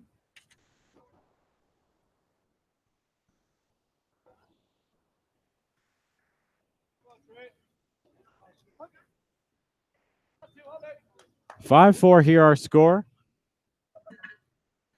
As Vanderkoy set to deliver the 0-1. That one's skied foul right over our heads, and the count goes to 0-2. Falmouth, as we said, hasn't played since Monday. Their record sits at 4-3-1. Good for third in the West. YD in the East sitting in the basement at 4-3-1. The 0-2. High and wide. Chases Greer out of his crouch, and it's 1-2. Now, Vanderkoy, these last couple innings, have been pretty good at keeping the ball on the ground. Like to see just on back up the middle. We saw Waddell and Young turn a smooth double play last frame as well. Still no runs across here with Falmouth threatening as the 1-1 is outside 2-2. This has been the area in which Vanderkoy has struggled in this game. It's putting hitters away. He's allowed these Commodore hitters to get back into counts. We've seen some 0-2 counts turn into 3-2 counts very quickly. 2-2 swung on aggressively and fouled back to the screen, and we'll reset and do it again. I'm impressed Cruz somehow got a piece of that because that was up around the eyes, and Vanderkoy reared back a little extra and brought some heat. That's why I think it was up. Definitely would have been ball 3, but Cruz stays alive by just getting a piece. Kendall sits at third. Austin Langworthy over at first. The 2-2 once again is skied into right center field. Beasley comes crashing in. He'll make the play. The tag. The throw's up the line. And Kendall will score easily. It's 6-4 Commodores. Strong throw from Beasley, just way up the line. I don't think, like you said, it was shallow right center. Beasley couldn't quite get his full body going directly towards home plate, causing the throw to drift up the line a bit. And Cruz able to extend that lead with the sac fly. No advance from Langworthy at first base. And now the 4-hole hitter, Troy Clounch, will step in. The Oregon State Beaver continuing the lineage of Beaver catchers to play for Falmouth, most notably, of course, Adley Rutschman, #1 overall pick a couple years ago.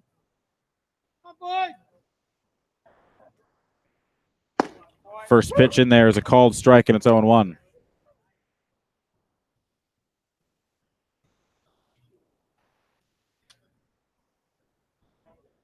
Oregon State, of course, one of the premier baseball teams in the country, been in and around the top 5 in the last few years, including a national title. Definitely a big-time program. I know Orioles fans are so excited about Adley Rutschman. Took him #1 overall this year. Big-time catching prospect, switch hitter, just does it all. Man can rake. Certainly no shortage of Cape League talent up and down the Oregon State roster. You're talking about guys like Rutschman, Clounch here, Trevor Larnach, as Clounch swings and misses, and the count is 0-2. KJ Harrison a few years ago, up and down that Oregon State lineup, and that's why you win the national title when you have a roster that's talented. They've built something up there, that's for sure. The 0-2. Fouled back into the screen, and the count holds.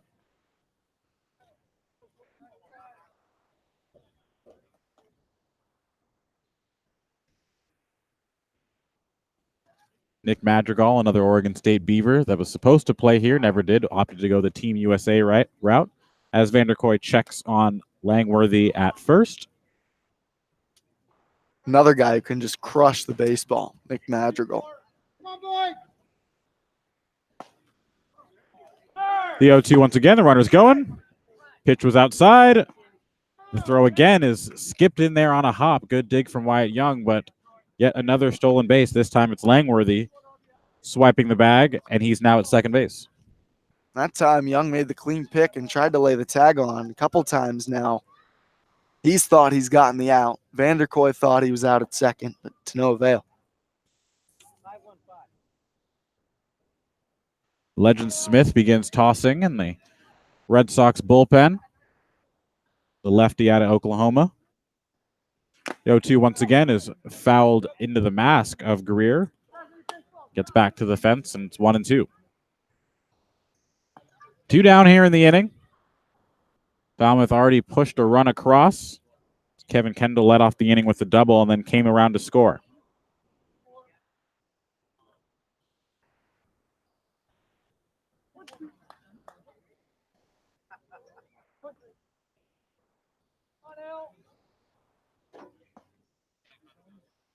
Langworthy sits at second, the 1-2.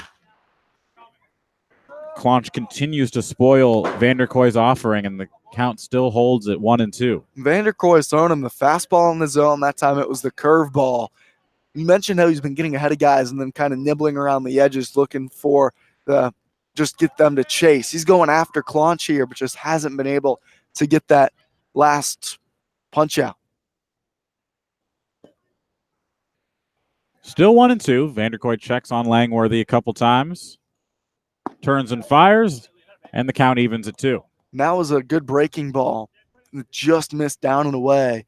And that's where you want to miss. If you don't want to miss way outside, you want to miss close to the plate, just where the hitter really can't do anything with it, even if he goes after it. 2 balls, 2 strikes in the offering. Got him looking on the fastball high and away, and that'll end the inning. Falmouth pushes another run across here in their half of the 4th inning. The score is now 6-4. You're listening to Red Sox Baseball on the Cape Cod Baseball League Network.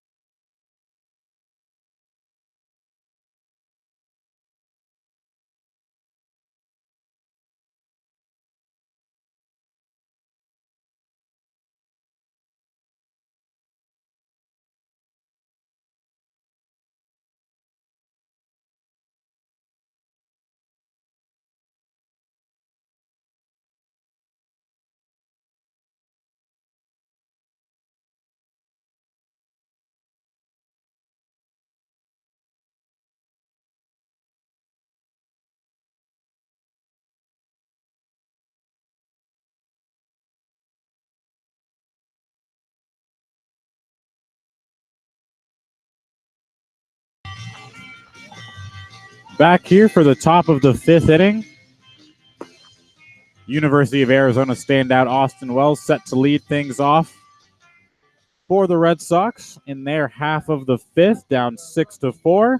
It's 3, 4, and 5 as Wells, King, and Eister will take their hacks against Sean Mullen, who has pitched well in relief after getting touched up a little bit entering the game.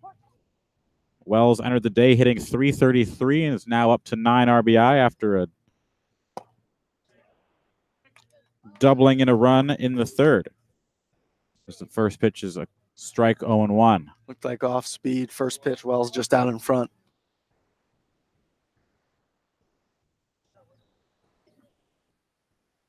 Oh, 0-1 is another off speed as Falmouth Commodore pitching is certainly not looking to give Austin Wells any fastballs in the zone, and I can't blame them. No, but at the same time, now with 2 strikes, he can get dangerous. He's so good at going the other way, hitting a lot of pitches. The 0-2 offering flared the other way and into the glove of Kendall at short, and that's the first out of the inning. That's the approach, though, from Wells. He just didn't get it on the barrel off the end of the bat, but it was a breaking ball down that he went down after. He had the two-strike approach the other way. Just didn't barrel it. He barrels that ball. That's in the left center gap, and it's at least a single, maybe extra bases for Wells.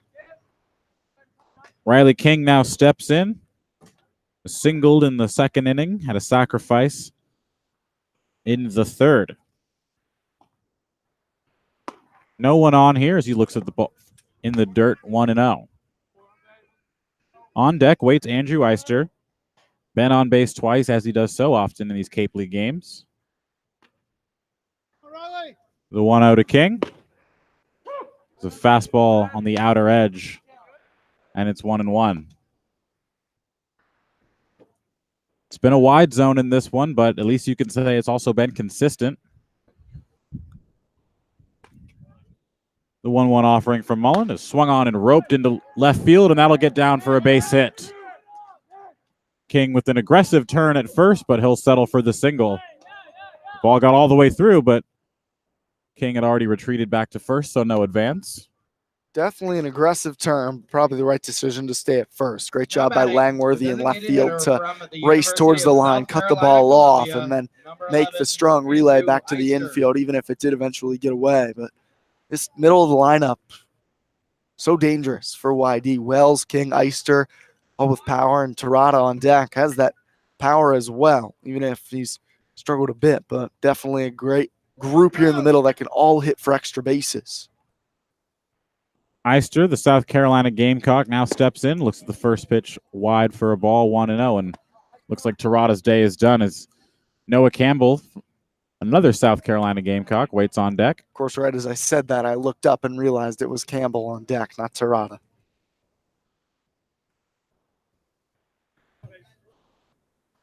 Eister awaits the 1-0, and that's well high for a ball, 2-0. Not a bad guy to pull off the bench, though. Noah Campbell's had a torrid start to his Cape League season. All he's done is hit since arriving in Yarmouth. Hitters count now for Eister as he awaits the 2-0 offering. And that one will also be outside, 3-0. And you can see the wide strike zone kind of having an effect both ways as pitchers are looking for those sort of borderline, you call them pitcher's strikes. And when they're not getting them, they're a little bit disappointed. And then conversely, when they do get them, the batters are then disappointed as well. 3-0. In there for a called strike, the fastball, 3-1. Eister looked like he was taken all the way here, but now a guy with that pop, probably looking to drive a pitch. Noah Campbell waits on deck with his .625 average. 3-1 count now to Eister. Runner on first, one down. And he skies one deep into center field. Back goes Dunn at the wall, looking up, and it's gone. Andrew Eister clears the center field fence. And just like that, this ball game is tied. It's 6-6. Eister went up and got that one. That pitch was high in the zone. He went up, elevated it, and there's the power from Eister. Second of the year for the Gamecock. Ties it up. That's a big hit for Andrew Eister. Shows that power in this dangerous middle of the order. So back and forth we go here at Gov Fuller Field. Falmouth jumped out to the 3-0 lead. YD came back with the 4 spot to take the lead. Falmouth answered right back with a 2 spot of their own. Pushed it lead to 6-4, and here we are back at 6-6 after the 2-run home run off the bat of Andrew Eister. And that 2-run home run will chase Sean Mullen from the game. We will be right back with the new arm and who he is on the other side of this break. You're listening to Red Sox Baseball on the Cape Cod Baseball League Network.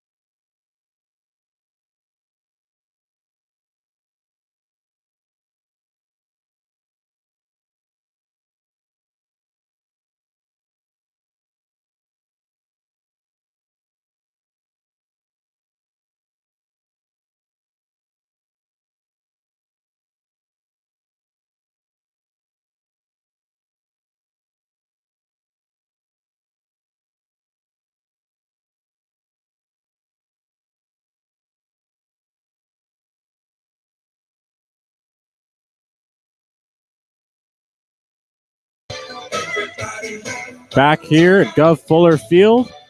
Our score is now 6-6 following the Andrew Eister 2-run shot to center field, as that closes the book on Sean Mullen, who went an inning and 2/3 in relief. 3 hits, of course, the 2 runs on the 2-run home run. They were both earned, and 3 strikeouts.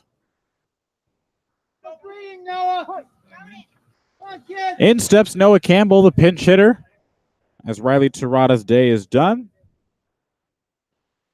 The first pitch to him is in there for a called strike from the right arm of the new Commodore pitcher. It's Aiden Maldonado out of University of Illinois at Champaign. That home run by Andrew Eister, we just got word from the Trackman folks here, went 430 feet to dead center. That's some power. And yet still would not have gone out at Orleans. 0-1 pitch is swung on and missed, and it's 0-2. It's funny, though. When we went to Orleans, I asked Eister, any shot you could get one out to 434. He laughed and said, honestly, no, probably not. Came close. 4 feet short, that would have been. Would have one-hopped the wall. Noah Campbell quickly in an 0-2 hole now against Maldonado, as the 0-2 pitch is at the shins for a ball, 1-2. It just seems wrong to have center field be 434 feet away from home plate. It's interesting, that's for sure. Triples alley out there, if you can get it over the outfielder's head. 1-2 now, the count to Campbell out of South Carolina, as he grounds one quickly on the ground to Coots at first. He'll take it himself, and that's the second out of the inning. Now batting, the second baseman from Pepperdine University, number 7. So Wyatt Young now steps in. Struck out looking in the second. Had a single in his second at-bat in the third, stepping in for the third time. Playing second base, as he has all season so far for the Red Sox. First pitch to him, swung on and fouled straight back to the screen. And it's 0-1. Another pinch hitter for Scott Pickler as Jack Wold now waits on deck, as Tate Samuelson looks to be ending his day early as well. You never know then who's going to go in game 2. You can have a couple options, want to get guys at bats maybe in both games even. 0-1 pitch to Young. It's a breaking ball that misses outside, 1-1. Offense on display here in Falmouth. YD with 6 runs on 8 hits, the 2 errors. And the Commodores with 6 runs on 7 hits, benefiting from those 2 errors. It's the 1-1. It's a called strike on the outer half, and it's 1-2. Definitely some heat from Maldonado on the mound, but Young just found one back a moment ago, so they can catch up with it. Maldonado 6 feet, 175-pound righty. The 1-2, Young checked his swing, and that one gets away from Clonch, but no one on base, nothing doing. And it's 2-2. Maldonado in 2019, an ERA north of 6.5 in 26 innings. Gave up 30 walks in those 26 innings. Not a number you want to see. The number 2 rated pitcher in the state of Minnesota coming out of high school. Come on now, Wyatt. Count even at 2. 2 down here in the inning. Wyatt Young steps in, choking up on the bat just a little bit. It's the 2-2 offerings in the dirt once again, and the count runs full. Back-to-back pitches down that Young's been able to hold off from Maldonado.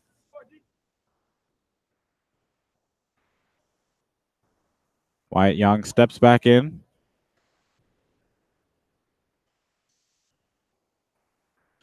Twirls the bat through the zone a couple times, and now he's ready.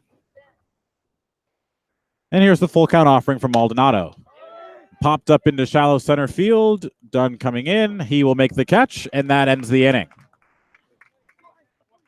The Red Sox, though, even the score at 6 apiece off the bat of Andrew Eister. 430 to dead center field. The 2-run shot ties it up. You're listening to Red Sox Baseball on the Cape Cod Baseball League Network.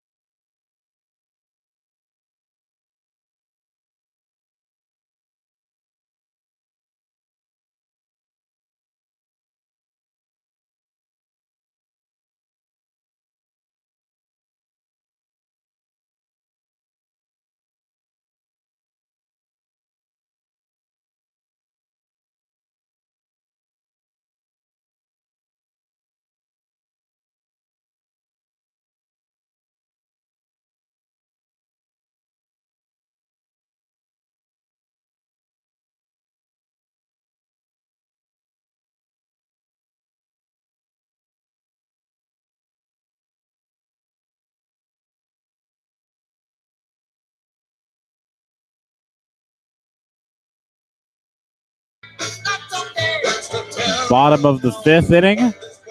Arnie Allen Diamond at Gov Fuller Field is our location here today. We're playing 2 between the Red Sox and the Commodores. I guess you could call this the it was the 5th inning stretch, if you will, The third baseman, as we're only playing 7 University, today. Number 17, Tim Tawa. Stanford Cardinal third baseman Tim Tawa steps in a day filled with offense. Not a great day for him at the dish so far. Struck out in the first, grounded into a 6-4-3 double play in the third. So he steps in for his third at-bat here against Boyd Vanderkoy, out for his 5th inning of work.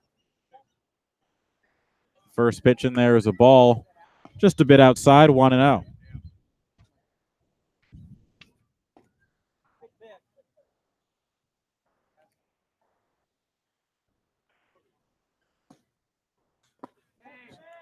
One-0 pitch is down in the dirt, 2-0. We'll see what the leash is like here on Vanderkoy. He's, after really the first inning, not been hit all that hard, but struggling a bit. 2-0 offering is grounded to short. Waddell fields it on a hop. A little bit of a bobble, and the scoop unable to be made on the back end from Samuelson. And Tawa's aboard. We'll see if they score that a hit or an error. I would imagine it would be an E6 and confirmation there on the scoreboard. Between the bobble and the low throw, just that bobble didn't allow the footwork right for Waddell to be fielder from quite Texas right at A&M, shortstop, and number then 9, he had to Zach kind of just Deloach. try to go all arm strength over to first, left it a bit short, and Samuelson couldn't pick it. So for a team that has been defensively very solid in this Cape League season thus far, very uncharacteristic, 3 errors in this one.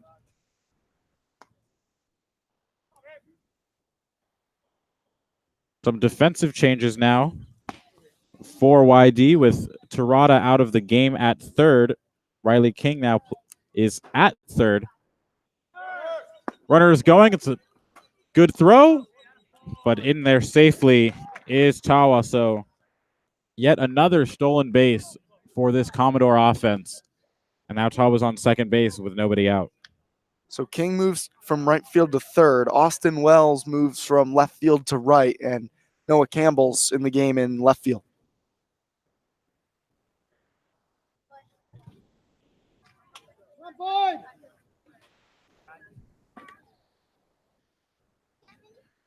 The 2-0.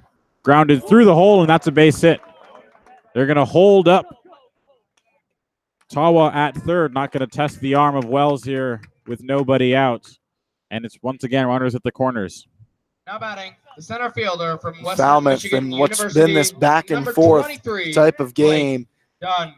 They had the lead early. Whitey struck back. Falmouth climbed back out in front. Whitey just retied it, but now threatening to retake the lead here in the 5th. There is action in the Red Sox bullpen, but Pickler not electing to go to them yet. Jackson Greer will go out and talk to his pitcher. Runners on the corner, nobody out. Blake Dunn sitting in the box out of Western Michigan. Pair of singles and an RBI in this one. And now Pickler will come out. And it looks like this will be it for Vanderkoy. The left arm comes up.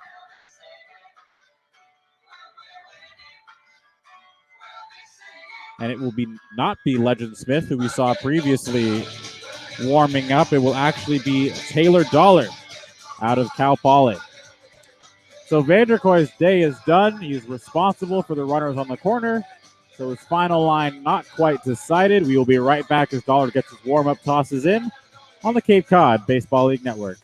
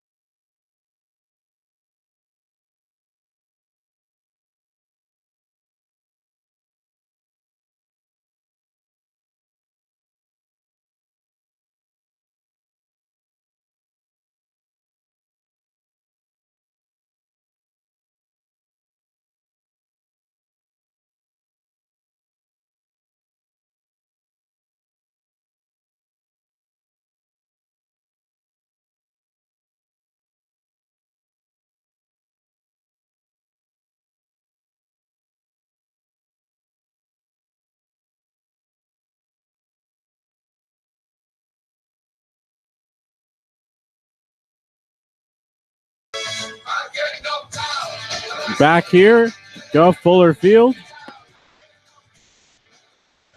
And we heard over the PA announcement earlier, they advertised that they had the best fries on the Cape at their snack shack. And just tried one for the first time, Brian. And I must say, not just on the Cape, that is one of the better stadium fries I've had anywhere. Wow.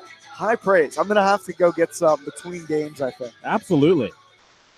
Mob the Snack Shack. It'll be a YD intern caravan over to the snack shack in between games 1 and 2 of this doubleheader. I imagine we won't be alone. So the new pitcher, as I mentioned, for the Red Sox, Taylor Dollard, out of Cal Poly Slow, not Pomona. And he is in to face Blake Dunn in a precarious situation. 2 on, nobody out, game tied.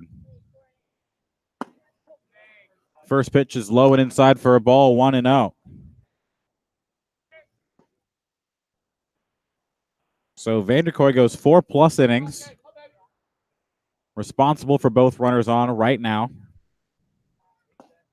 Tawa led off this inning by reaching via the error, and Deloach singled. The 1-0 swung on, grounded down the line, almost made the play there by the third base coach, and the count evens 1-1.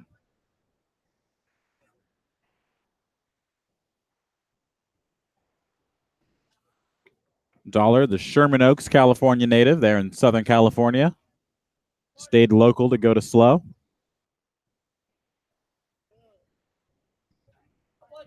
Comes set at the belt.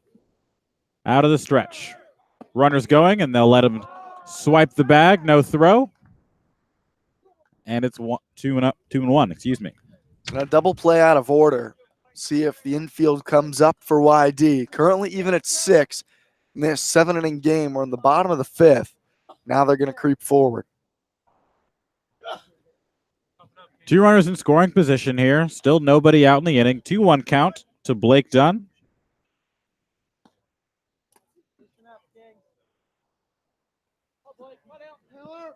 Dollard out of the stretch. 2-1 is skied high into right field. Wells ranging over. He'll make the play. Unable to get the ball out of his glove initially. Wasn't going to matter as Tawa scores easily on the sac fly. And the Commodores retake the lead 7-6. As you said, a bit of a trouble there on the transfer for Wells. Out in right field, but he makes the catch and a strong enough throw to hold Deloach at second. So the first out of the inning is that run. There again, another unearned run tagged on Vanderkoy's account. Won't hurt the ERA, but I'm sure he's not going to like it either way. Jackson Coots now steps in, first baseman, University of Rhode Island.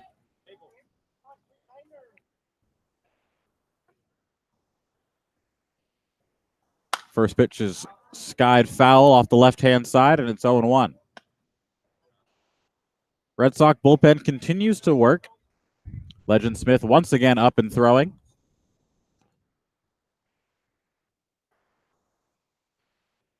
That runner on second is still Vanderkoy's. That one would be earned at this point. He reached on a hit. That one is skied over the head of Wyatt Young, and that's a base hit. They hold the runner at third. Still only 1 out in the inning, and Falmouth once again has runners on the corners. It seems like they've had runners on the corners every inning. It really does. That one just over the head of Wyatt Young at second. Good leap, but couldn't quite reel it in. Good jump at second base actually by Deloach, but Wells has shown off the arm a couple times this inning. That ball was destined for home plate on a hop if it weren't cut off by Samuelson. Good execution a couple times this inning by Wells to hit the cutoff. As that gets by Samuelson, you're going to see Coots move up to second.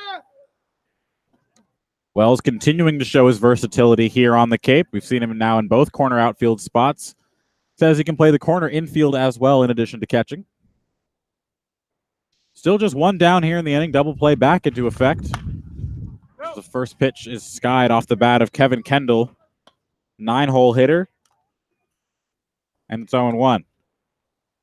Kendall flew out in the second to center field before leading off the fourth with the double and then coming around to score.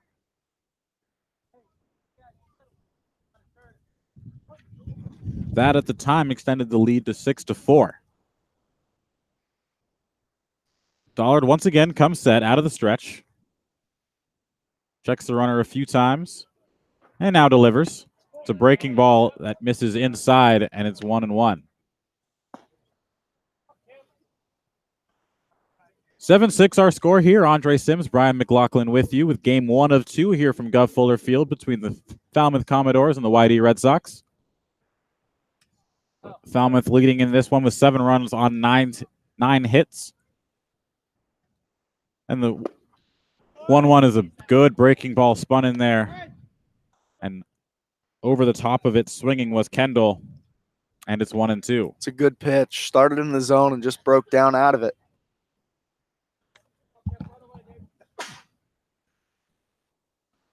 Dollard working off the third base side of the rubber.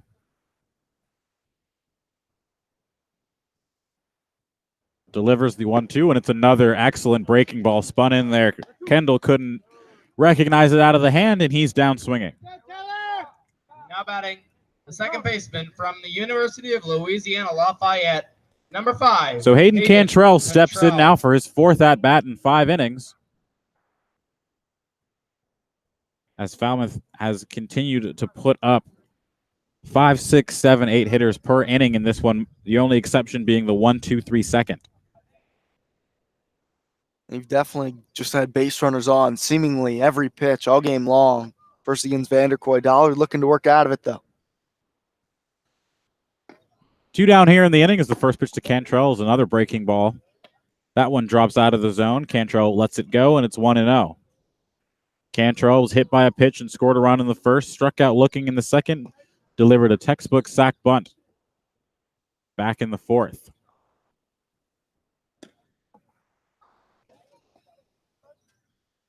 The 1-0 offering from Dollard is, excuse me, swing into the bleachers. Look out over there, and it's 1-1.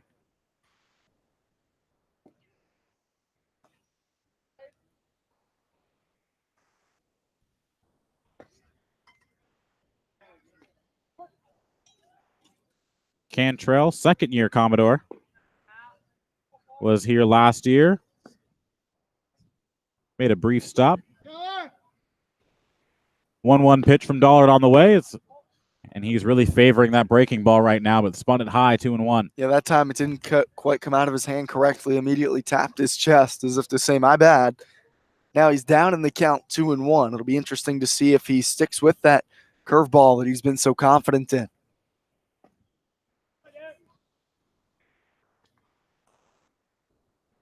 Dollard set at the belt. Delivers. It's a fastball, but it's low. And the count runs to 3-1. Still runners at the corners here. 2 down. Dollard looking to work around the second of 2 inherited runners, stranding him at third. The first, of course, being Tim Tawa, who came in to score. 3-1. And Cantrell was out of the box looking to head down to first, but it was in there for a called strike from Tim Carey, and the count runs full. I think Greer was set up inside, but he never moved his mitt. And Cantrell spinning out of the box like it was behind him. Definitely a borderline pitch with the wide zone. Not surprised that that one was called a strike. Big pitch here. The 1-run game, full count here in the bottom of the 5th, and the offering from Dollard. That one is a breaking ball. Cantrell can't spin out of the way of that one, and that's his second hit by pitch today.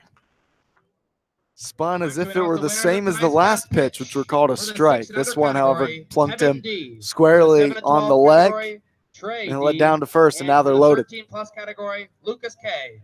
Go to the intern tent to collect your prizes.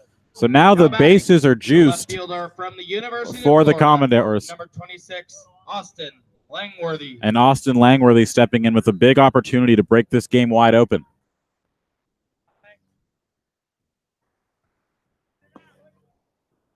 Langworthy on the day, a single in the first, flew out in the second, drew a walk, stole a base in the 4th.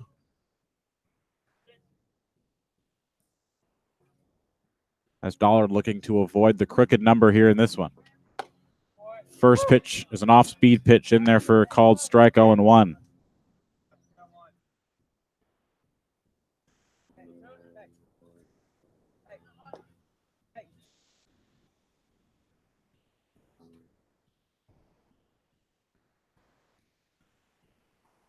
Oh, 1 count here, bases loaded, as this game is teetering for YD. Dollard will step off, quickly gives the flick of the fingers, say, same pitch, let's do it again. And the count still is 0-1.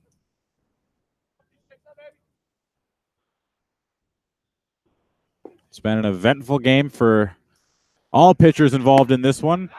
Back pick attempt from Greer's. It was a good throw, but back head with a headlong dive is Zach Deloach at third. King covering the bag. Definitely another bang-bang play. Would have bailed out the Red Sox, gotten him out of the inning, had it been able to beat the runner back. Greer getting the sign from the dugout. Taylor Dollard looking in. Nods his head yes as he comes set 1-1. Exhales a deep breath, and the offering is in there for a called strike, and a pretty good lip reader. We got an oh my God there from Langworthy in the box. He didn't like it at all. Look at you. Lip reading skills over here. The strike zone has been something of a hot button issue for multiple hitters in this game thus far. It's been wide, but it's been very consistent. They should adjust at this point. Fourth time through the lineup for Falmouth. And YD Faithful wanted that one, as that one was outside, but not in that gray area of outside that's been called a strike so far in this one. Definitely a borderline pitch, but just didn't get the call that time. 2-2 count here, bases loaded. Deloach on first. Jackson Coots on second base, and that time got him looking. Alrighty, fans. Langworthy didn't like that one either. It's time to announce the first half. And that ends the inning. 50-50 So the winning Commodores leave them loaded, for but a they large push across a run to from take the Eagle lead. One. That Substitute, run is an unearned big run ticket number charged to the account of 033, Boyd 847. Vanderkoy. We For a head gift to the card top of the for sixth, Mirage Salon. and the White score is ticket 7-6. number You're listening to Red Sox 240 Baseball on the Cape Cod 611. Baseball League Network. For nine-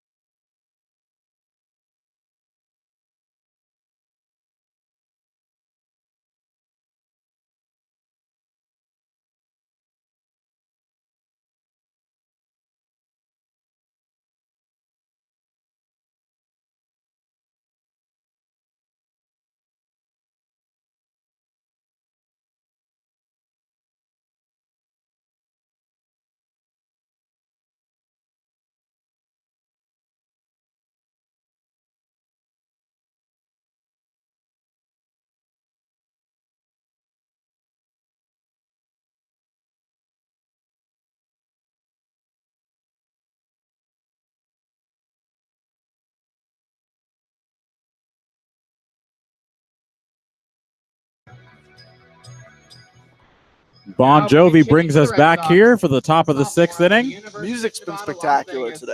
Number Great 6 sorts music of here. selection. Jack Thomas Wolf. We've hit a lot of genres here at Gov Fuller Field, so props to whoever's playing the music here today. Jack Wold was waiting on deck to pinch hit, and now will step in to pinch hit to lead off the sixth. So Tate Samuelson's day is now done as he looks at the first pitch wide for a ball 1-0. Wold out of UNLV. First baseman. No batting gloves, waits in the left-hander's batter's box. Started his Cape League campaign with a solo home run way back on opening day against Cotuit, the first home run of anybody here in the Cape Cod Baseball League. And he now finds himself in a hitter's count 2-0. 2-0 offering is cut on and missed. And it's 2-1. Power on power here. Maldonado's got some heat on the mound, and Wold's a big swinger at the plate. Let's go, kids! Come on! 321 average for Wold this season, to go along with playing a plus defensive first base as well. 2 on the count here.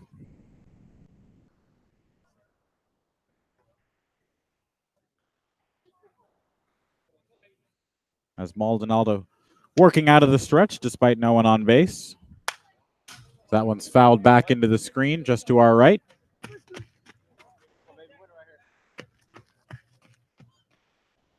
Wold rubs some dirt on his hand, then grabs some pine tar from up the bat.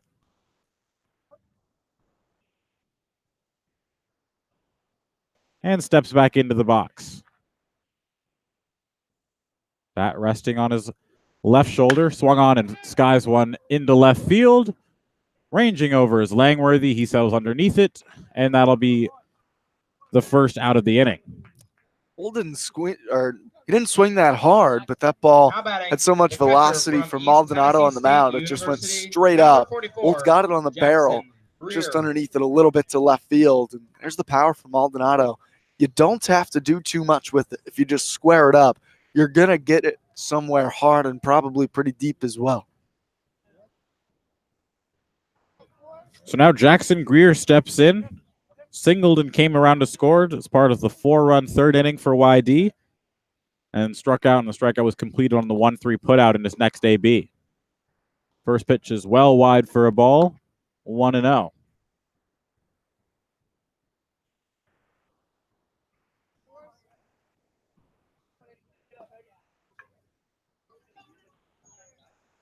Jackson! 7-6 our score here. It's a check swing. That one dinks off the bat of Greer. And it's 1-1. Brad Beasley waits on deck. 1 for 3 in this one with a double. Scored a run. San Leandro, California native. For now, Maldonado works on Greer. He offers the 1-1, and that's a broken bat dribbler on the right side. Cantrell making the play, 4-3 as he had plenty of time, and that's the second out of the inning. Quick 2 outs. Now batting, We've seen a the lot of center 2-out fielder from runs Cal today. Poly San Luis Obispo, And this part of the lineup has 5, been Bradley dangerous. Beasley. Beasley doubled and scored. Wells coming up in a few batters as a double. And then after that, Riley King, Andrew Eister have both had big days at the plate as well. So we know Luke Waddell can hit. He started off really hot for the Red Sox. He's on deck. So not out of the woods yet, even though it's a quick 2 outs from Maldonado. So Beasley steps in for his 4th at-bat of the day. Takes the first pitch wide for a ball, 1-0. Beasley entered the day hitting 167 on this young Cape League season. Couple of hit-by pitches thus far.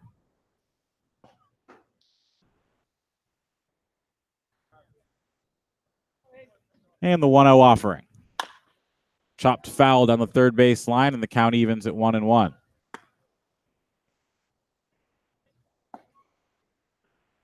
This is the first of 2 ball games between these teams today, and tomorrow was supposed to be a scheduled off day, but with the myriad of rainouts and fogouts that have happened across the Cape so far this season, YD will be taking their talents to Doran Park and taking on Bourne in a makeup game. As the 1-1 pitch misses low for a ball, 2-1. Start of this stretch of hopefully good weather and a lot of baseball over these next month or so, going all the way up close to the All-Star break. 2-1 offering on its way for Maldonado as Beasley slices one the other way.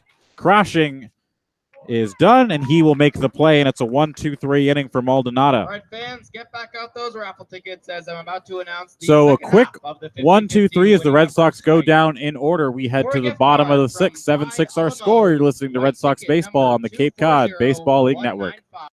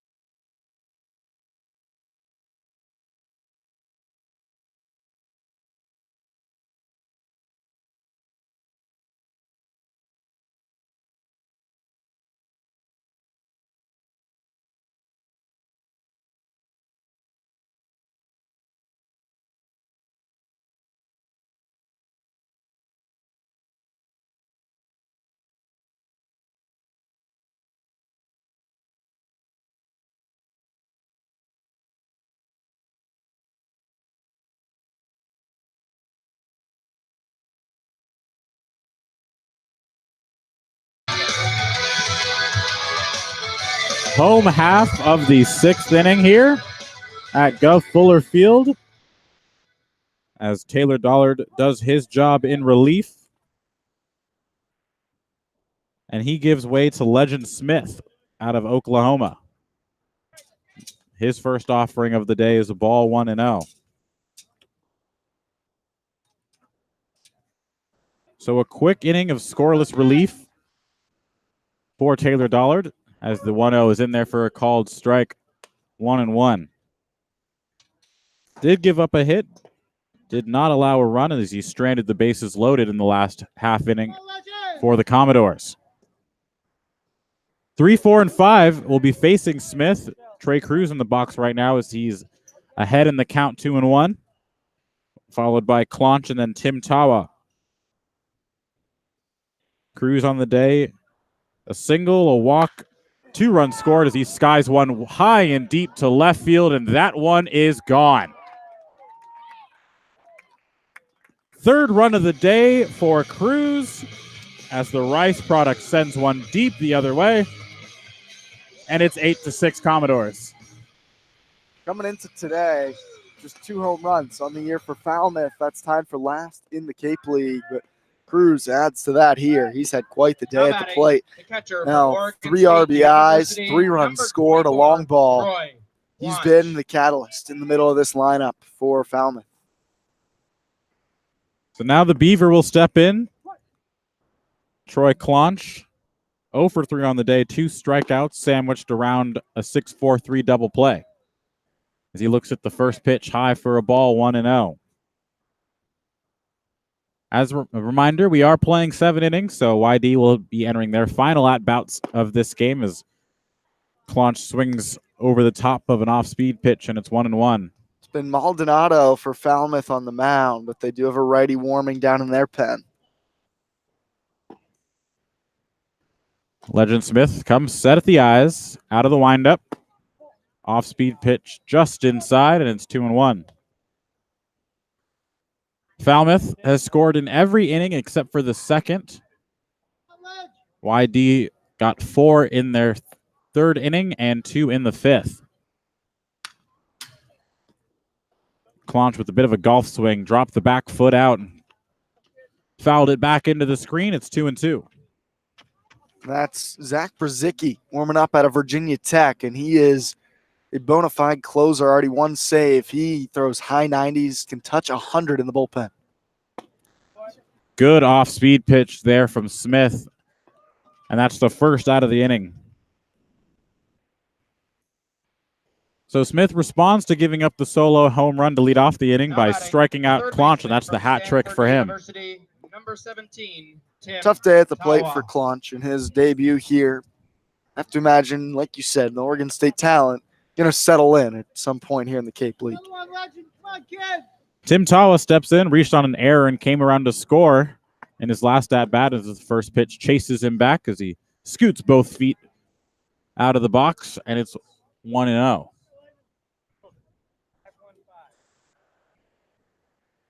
Now 8-6 our score.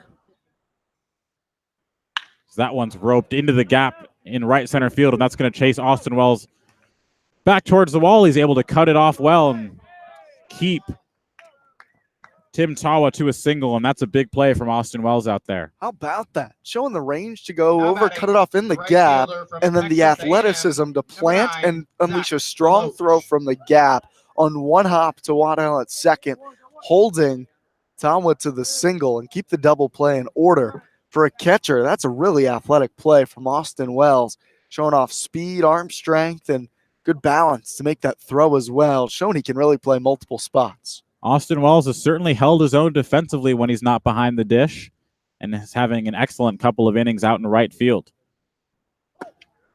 First pitch to Zach DeLoach is a low for a ball, 1-0.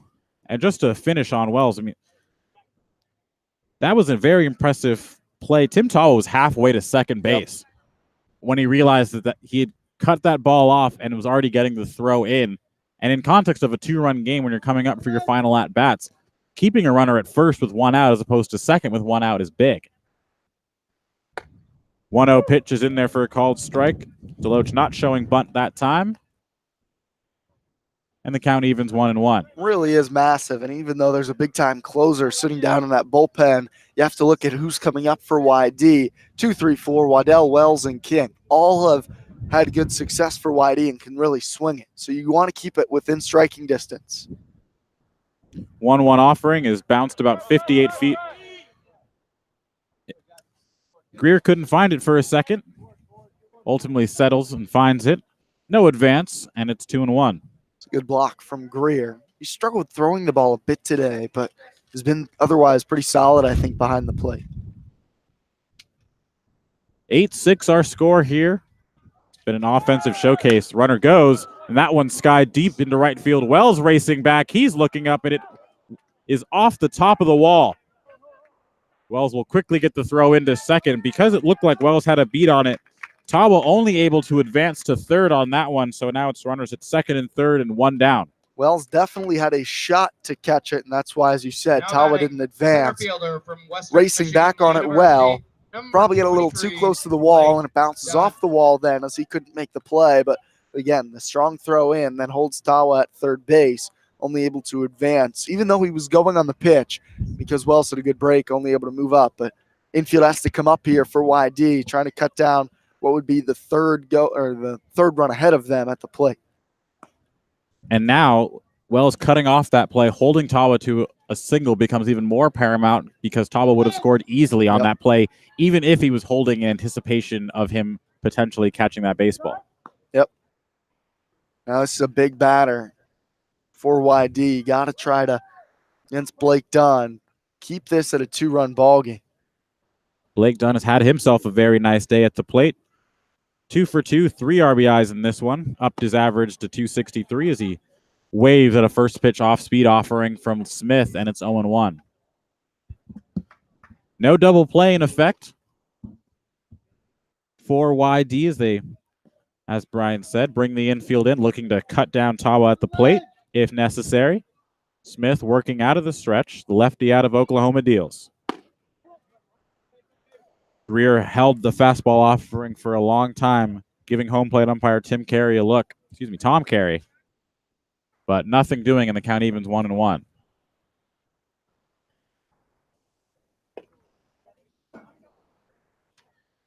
Two on, one down here in the home half of the sixth. Already one run across on the solo shot off the bat of Trey Cruz. As that one skied into center field. Beasley racing back. This will score a run. Fielding in at the warning track. He'll make the play. Both runners advance, and it's 9-6 Commodores.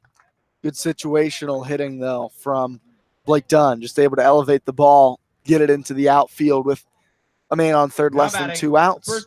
His second sac fly RBI today. He has an RBI, and each time up, 4 runs driven in. It's been Deloach and Dunn, as well as we talked about Cruz, but Deloach now has 4 hits today, and Dunn following him up with 4 RBIs. Offensive showcase for Falmouth in this one, as now the runner's on third with 2 down. And Jackson Coots now stands in the box to face Smith. And really, it hasn't been like Falmouth has been driving the ball all that well today. They only had 7 extra base hits coming into today's ball game. They've really just scattered singles throughout, 1 double in the 4th, but 2 extra base hits this inning. Smith deals the 0-1 offering. It's a breaking ball in there for a called strike, 0-2. A lot of production up and down this Commodore lineup here in game number 1, as the bullpen continues to be an issue for Scott Pickler and company. Good 0-2 pitch is in the dirt, smothered by Greer.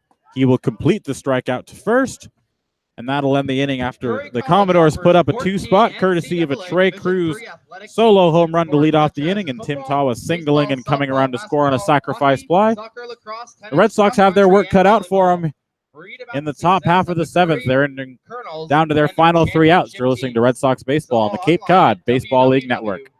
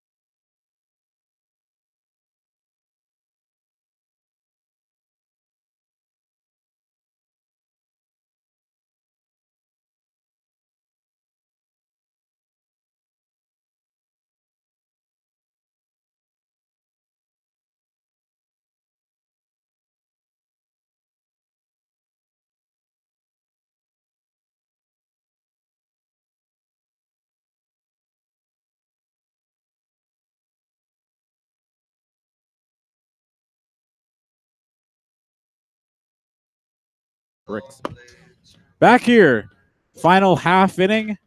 Red Sox find themselves down 3 runs. They enter the final frame, but if you're also a member of the Red Sox or Red Sox faithful, this is the part of the lineup that you want up, as Austin Wells will lead things off in the top of the 7th as they face Zach Brixey out of Virginia Tech, a guy that can touch 100 miles per hour.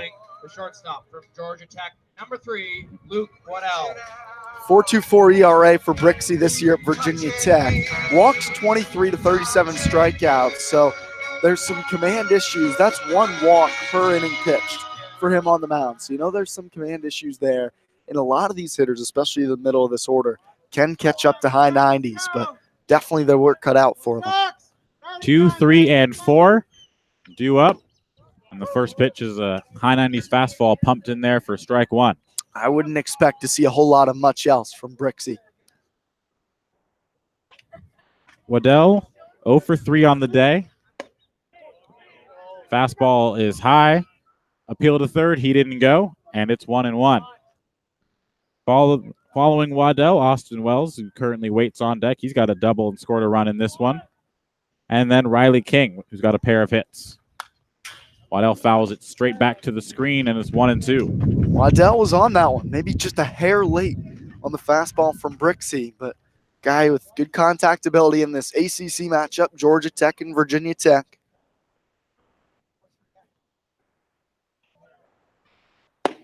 That's a breaking ball in there for a called strike three. Waddell knew it instantly, and that's the first out of the inning. Yeah, if he's going to throw that for a strike, good good luck. That's a major league arm on the mound for sure. Can get up around 100. Going to sit high 90s and then flip a breaking ball probably in the mid upper 80s for a strike. It's going to be tough to do a lot with. And as a hitter, especially in this league, you're going to be sitting fastball, as the first pitch to Austin Wells is a fastball and it misses high, 1-0. Wells is the type of guy, though, if he barrels one up, it'll probably go a long way. With high velocity means good distance if you really square it up, as that one's skied foul, and it's 1-1. A lot of these guys can catch up with 100. It's just hard to really square it up. They can get their bat to it. We saw both Waddell and Wells foul off the fastball, but haven't gotten it really clean. One down here in the final frame, as the 1-1 offering is that breaking ball. This time it spins low for a ball, 2-1. Wells has three home runs this Cape League season. All of them came on the same day in a doubleheader a week ago against Katuitt.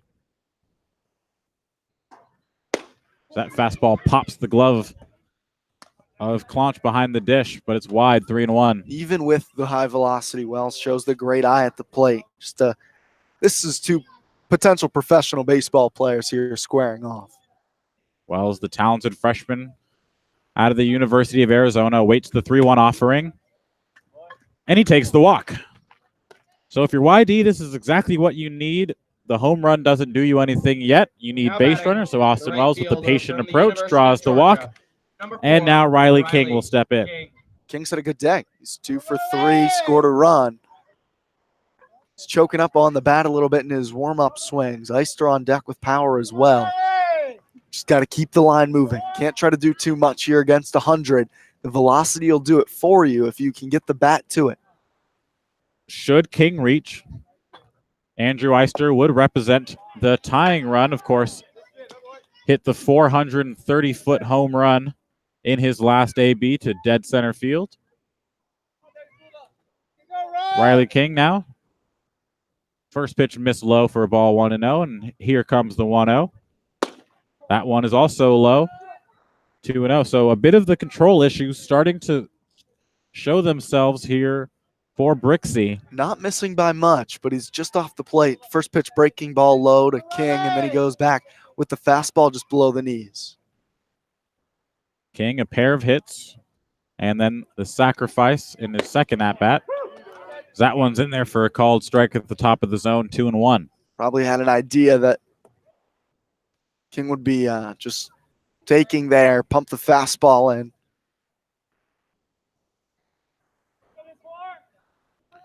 King choking up in the right-hander's batter's box.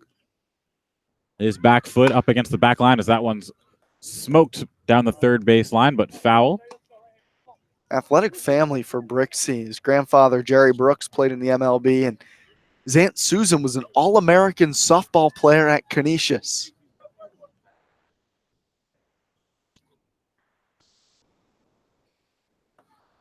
King once again steps in. Really choking up on the bat now with 2 strikes. 2-2 count here, 1 down in the 7th. Breaking ball misses high and tight. That's a fast breaking ball. King just able to spin out of the way. He throws it with high velocity to go with the fastball, sharp break. Not a whole lot of reaction time for King to just barely spin out of the way as he's trying to keep that front shoulder in there on the curveball. Full count now. We'll see if Austin Wells takes off with the pitch. He does not. So that one's fouled directly towards us into the fence. Eister will retrieve it, toss it to the ball boy, and the count remains full. This is game 1 of 2 between these teams. Commodores 2 outs away from their 5th win of the season. King in a battle, 3-2. Here's the pitch. And they're saying he swung and missed. They're saying he offered on the swing, and even though it hit him on the hands, they're saying that he went around on the swing, and therefore it's a strikeout. Without even an appeal from Tom Carey, and that's what gets me, is why not ask for help? It's clearly a check swing. I think it might have been close to going around, but why not ask for help? Yeah, certainly not a position to be able to just make that call straight away. It hit him somewhere on the hand or upper arm. I just don't get why they don't ask for help there. It's definitely a borderline play, and you want to see the opinion of the other umpires, though. That's such a hard call for any home plate umpire to make on going around, and Pick's really letting him have it now. Yeah. I just don't get why there was no ask for help initially on that call. Even if it's a borderline call, you don't have the best angle there as the home plate umpire. So go ahead and ask down to first to see, and then you'll know for sure. Yeah, it has been a rough day behind the plate for home plate umpire Tom Carey, and that is a call that I agree, Brian. You have to ask for help in context of the situation. We don't have the best angle here. We're not sure if King went around or not, but why not ask the guy who does have the best angle down at first? Absolutely, especially in context of where this game is right now. It was a big pitch, a big moment, a big second out. To not ask for help seems a little unfair and a little.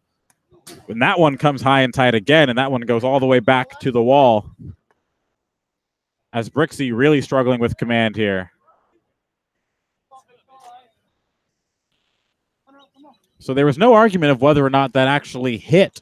It does not matter. Riley King, but they're saying it does not matter because he brought the bat through the hitting zone, so that's why he was down on the swinging strike 3. Got him, looked like on the hand-wrist area. King looked to be okay, just frustrated that there was no appeal. So the 1-0 pitch. That one smoked into right field, and that chases Deloach back, and he makes the catch. And that'll do it in this one. So a bit of a what-if for the Red Sox here in this inning, as a questionable call from home plate umpire Tom Carey proves to be a very big out in this inning. And the Commodores take game 1 of this doubleheader by a final score of 9-6. So we'll do a quick wrap-up of this one. The Commodores had 9 runs on 12 hits, no errors. YD with 6 runs on 8 hits and 3 very costly errors in this one. And Brian, what stands out to you about this loss to the Red Sox? The 3 errors. Those 3 unearned runs are the difference, Andre. 3 runs are the difference in the ball game. And obviously, YD frustrated with how that one finished up there in the 7th, but definitely got to look at those 3 errors are the difference in this ball game. YD hit the ball well. 6 runs in 7 innings, nothing to scoff at. A big 4-run third you'll take. That hit the ball for power, extra bases. Eister squared that one up again in the 9th. That was just caught. So you like what you see on offense. Vanderkoy didn't pitch all that terribly, but those 3 unearned runs have to be the difference in those 3 errors. Definitely what you're looking at. So the teams will flush this one, reset, and be back here in a little bit for game number 2, as will we here on the Cape Cod Baseball League Network. Hang tight. We got game 2 coming up in about 30-45 minutes. We will be back to bring you game 2, Red Sox baseball here on the Cape Cod Baseball League Network.